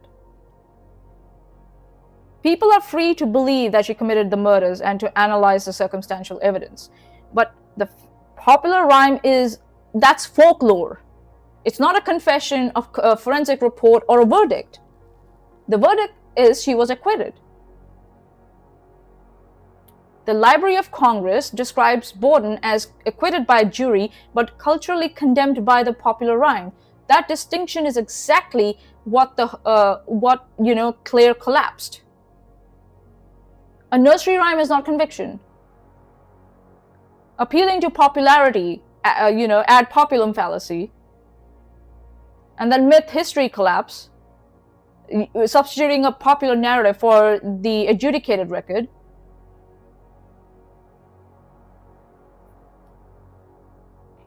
She's becoming more absurd towards the end of a stream. I wonder why she stopped a stream at around this mark. Maybe because she realized she's getting more absurd minute by minute. So the next one is 5051. Let's have a look here.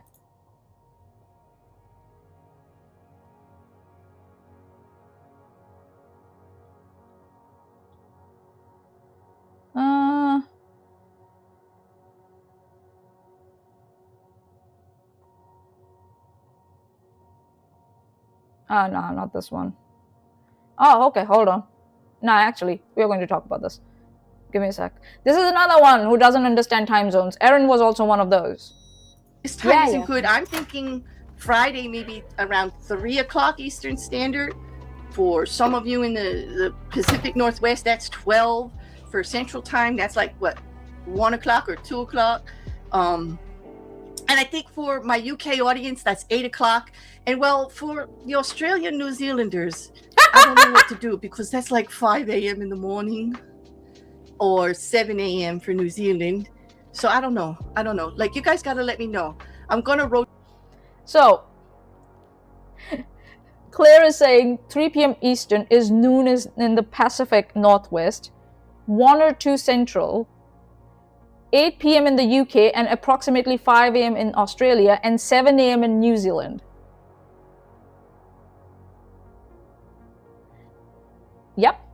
Yep, that's the same, Claire. You would think this is minor, but it reminds me of Erin, who was like, oh, it's like they go one after another. They don't sleep. And I'm like, do you know there are time zones that exist? Like, huh? Nani? Central Time is not 1 or 2, and Australia is not one time zone, you idiot. For an August broadcast at 3 p.m. United States Eastern Daylight Time, it would ordinarily be noon Pacific 2 p.m., Central 8 p.m., in United Kingdom 3 a.m., following day in where my place 5 a.m., in Sydney 5 a.m. in Sydney, and 7 a.m. in New Zealand. 5 a.m. in Australia means Eastern Australia, not the whole country. What's a quarter after, right?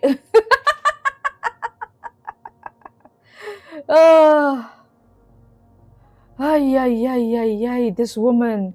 These people, they don't understand English, they don't understand law, they don't understand their own judicial system, and they don't even understand time zones.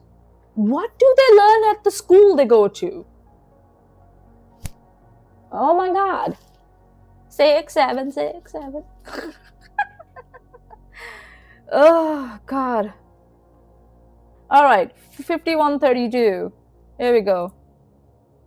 Y'all get to see that CoffeeZilla settled with Logan Paul, but the other lawsuit's still going on, and Logan Paul is not out of the crypto zoo mess, which I don't think he deserves to be out of the crypto zoo mess at all.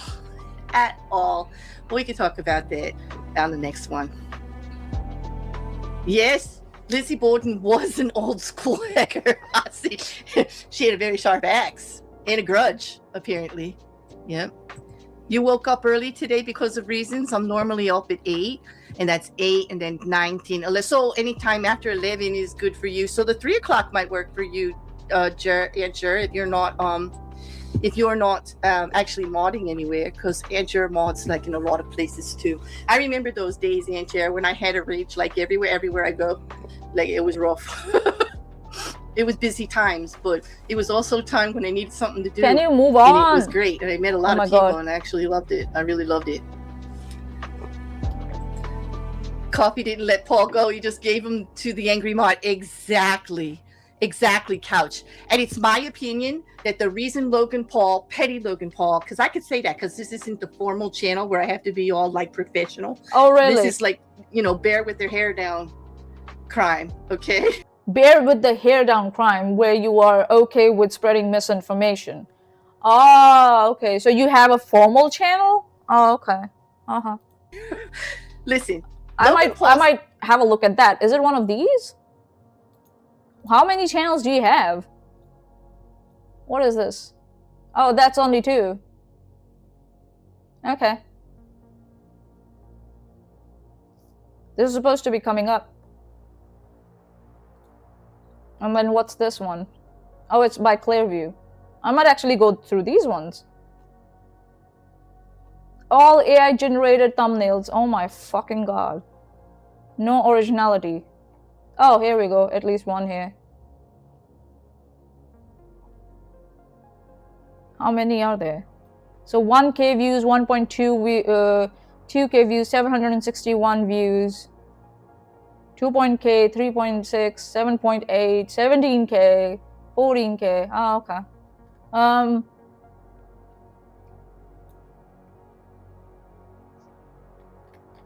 gonna actually start ripping these apart. You know what? I have an idea. 544 videos. Okay. This is very tempting.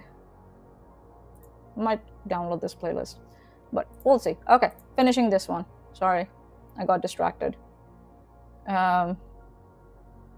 Settled, in my humble opinion, because he didn't want that deposition he had to give public, and the judge wouldn't seal it because CoffeeZilla was good attorneys. We're going to get him to say everything that CoffeeZilla proved. Which your opinion is trash. Let me just start with that. Your humble opinion is trash. Claire is saying that CoffeeZilla and Logan Paul settled, and then gives her opinion, humble opinion, that Paul settled because he did not want a deposition to become public. At least she says my opinion. So I'm not going to label the motive claim a literal factual falsehood, but it's a unsupported motive attribution. The defamation docket was terminated in July 2026. That establishes that the litigation ended. It does not establish why each party agreed to end it.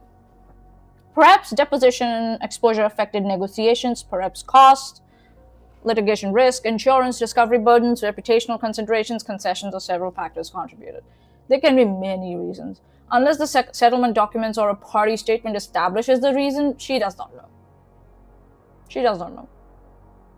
An undisclosed settlement is a Rorschach test. Rorschach test. She sees a frightened Logan Paul fleeing a deposition because that is the picture she brought to the page.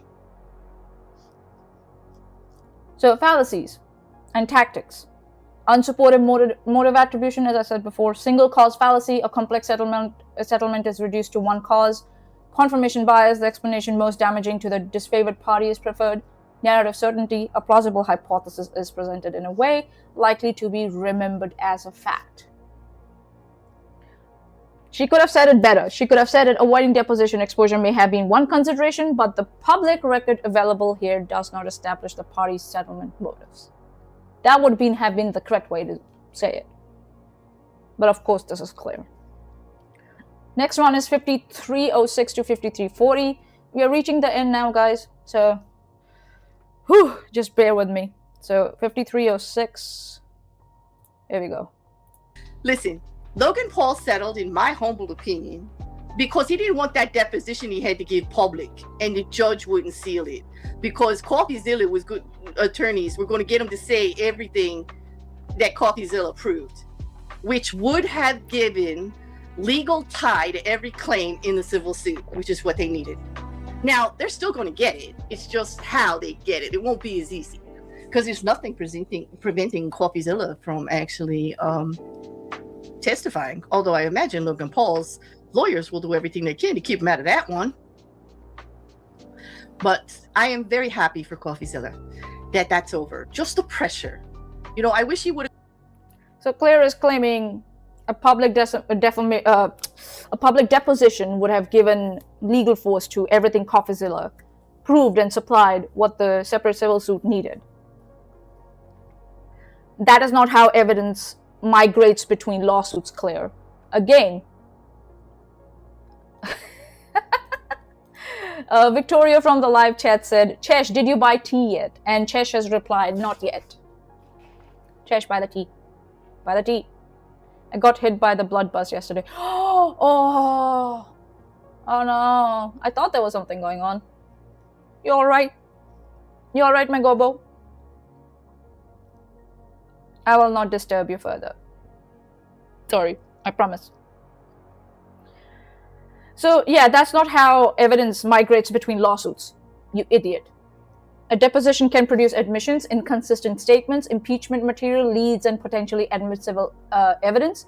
It does not automatically prove every element of a separate case. The other plaintiffs will still face questions about relevance, admissibility, authentication, hearsay, individual reliance, causation, damages, the legal sufficiency of such pleaded cause of action, and the procedural status of the case. Quote, it would legally tie every claim together, unquote, sounds authoritative while specifying no claim, no element, and no expected admission. A separate crypto zoo investor docket continued through amended pleadings and dismissal motions. Its success could not be automatically determined by testimony in the defamation action. You know how I know that? Here you go. Fucking the docket.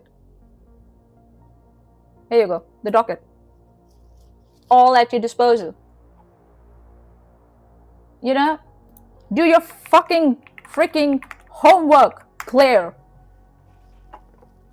Or stop spreading misinformation.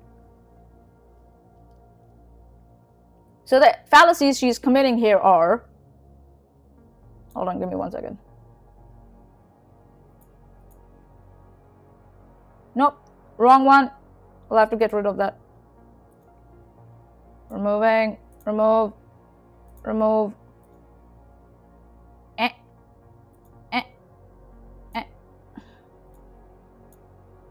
Sorry, that's the wrong one.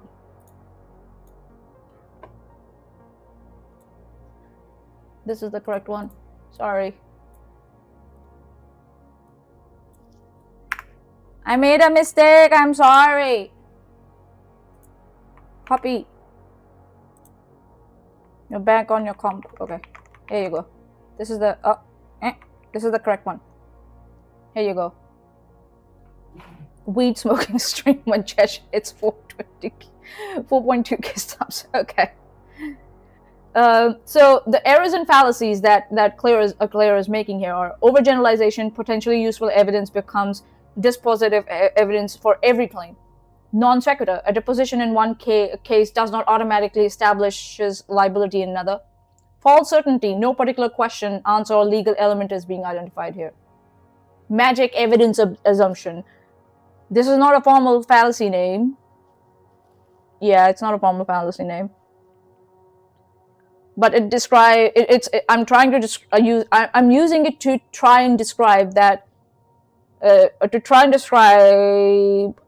when one believes that one evidentiary event automatically resolves multiple lawsuits. It's not a cable, wire. Clear. Moving on to 5343 to 5512. Almost there, guys. Almost there. Got a solid win, but is it really a solid win if it costs you hundreds and hundreds of thousands of dollars to just prove that you're right? I mean, this just works. The pressure's off. He gets to go. And like I said in my video, his original series is still up there. He only took some of the ones that happened when Logan Paul reneged on his deal with the civil with the It can be, but that's not what it automatically happens. She's claiming that that's what would have automatically happened, in her humble opinion. Right, Petite? You know.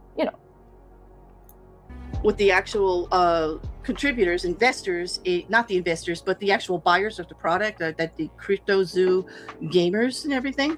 Or I guess it is an investor because you have. What happened, Chesh? You said, wow, no. I had to invest in that egg stuff. But, all of the stuff, like he was having a little fun on Twitter and stuff, and he was, poking at him, saying stuff, like you do when you know you're right and somebody's just being like shady. Well, that stuff came down, and that's it. It was like 2 tweets and 1 video, boom. Everything else is still up. So the Crypto Zoo case, well documented to what happened with the investors, Ibanez and Greenbaum and Logan Paul.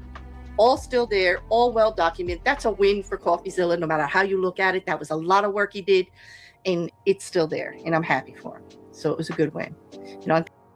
So player is acknowledging the cost of litigation, says some material was removed, and then declares the result a victory for CoffeeZilla, quote, no matter how you look at it, unquote.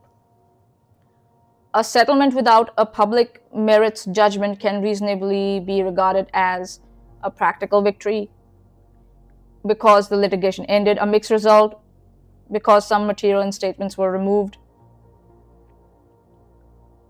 a financial burden despite achieving key objectives, a strategic compromise, or legally unresolved because no court adjudicated the ultimate merits. She's entitled to call it a practical win. That's fine. She's not entitled to declare that every conceivable perspective must produce the same verdict. No matter how you look at it is not analysis. It is an instruction that the audience is not allowed to look at it differently.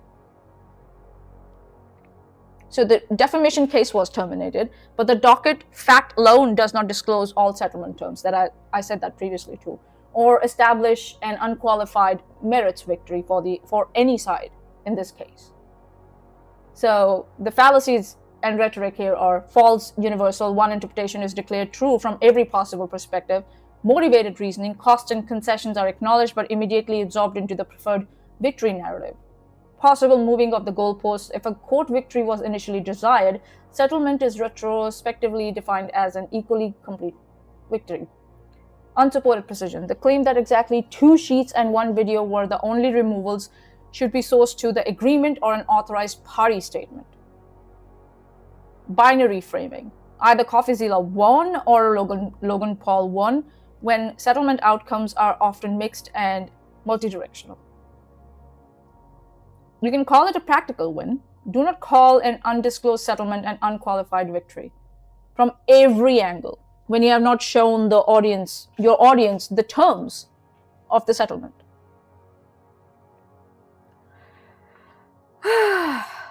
So, here we come to an end.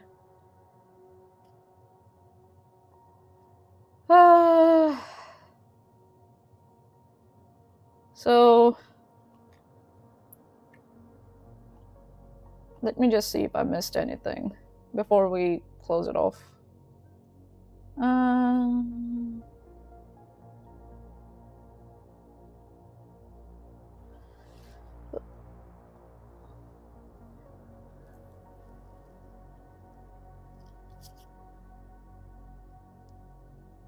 I would just say one thing. I think so. I'll give her one concession before we go. That she said that Clancy still has to face justice. Yeah. So that she said that Clancy must face legal consequences, and that process will be difficult.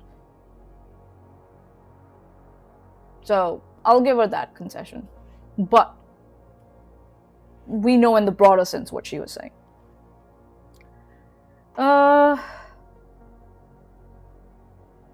What else? What else? Yeah, I think so. We are done. God, guys. So in the end, it doesn't even matter. So across this whole string, we saw that Claire repeatedly launders one category of information into other. An allegation becomes a fact. Legal filing becomes proof of a vain motive. An appeal waiver becomes extinction of every legal right. Admiration for a lawyer becomes proof that no specific error occurred. A claim involving 20 potential witnesses becomes dissatisfaction about one or two. An ambiguous note becomes a confession. An enhanced video becomes inherently improper. Surrender becomes evidence of guilt. A catastrophic act becomes its own psychiatric diagnosis. A malpractice allegation becomes established provider negligence. Video evidence becomes a substitute for trial. A faux crime becomes historical proof. And an undisclosed settlement becomes an absolute victory from every possible perspective.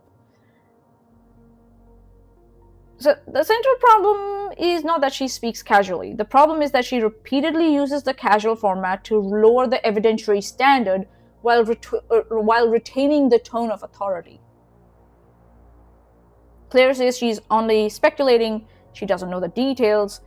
She says, from what I've heard, I wasn't following. Then within seconds she goes with, terms like with definitely, with conviction, there's no doubt, oh yeah, the case is closed.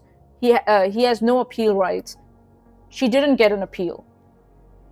This is not humility. Humility affects the strength of the conclusion.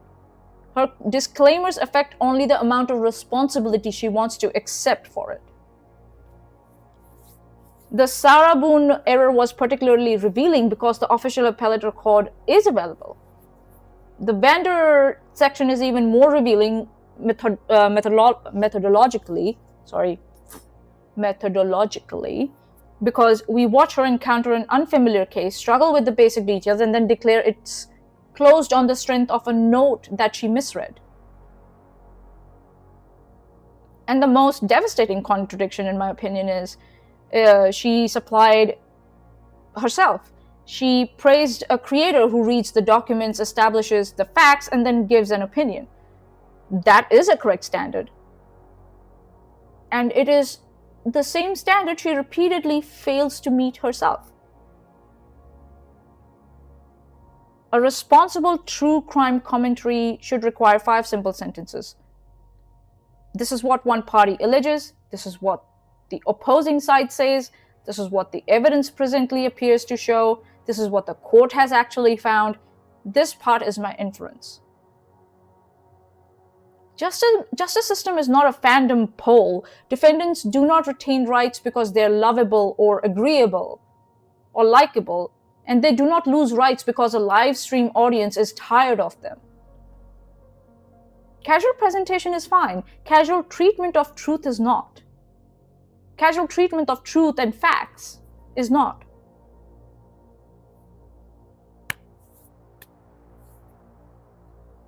Chesh from the live chat, her outright disdain for the philosophy of US legal system is blatant and kind of shocking given the content. Yeah, shocking. I might not actually go to her next episode. I might actually go to her, this one, her true crime and legal updates playlist and have a look at that. This one is just 30 minutes long, so I might do it in segments and see what is she talking about, and see how much she gets it right or wrong. Because she says, oh, this is casual. Let's see what she does when she's doing it formally, right?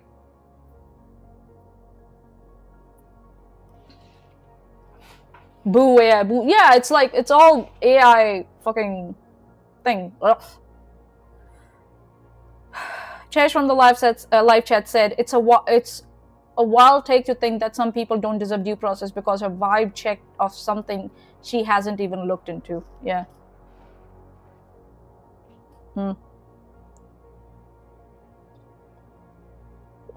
Very irresponsible, Claire, I must say. Very irresponsible, and a disservice to the victims.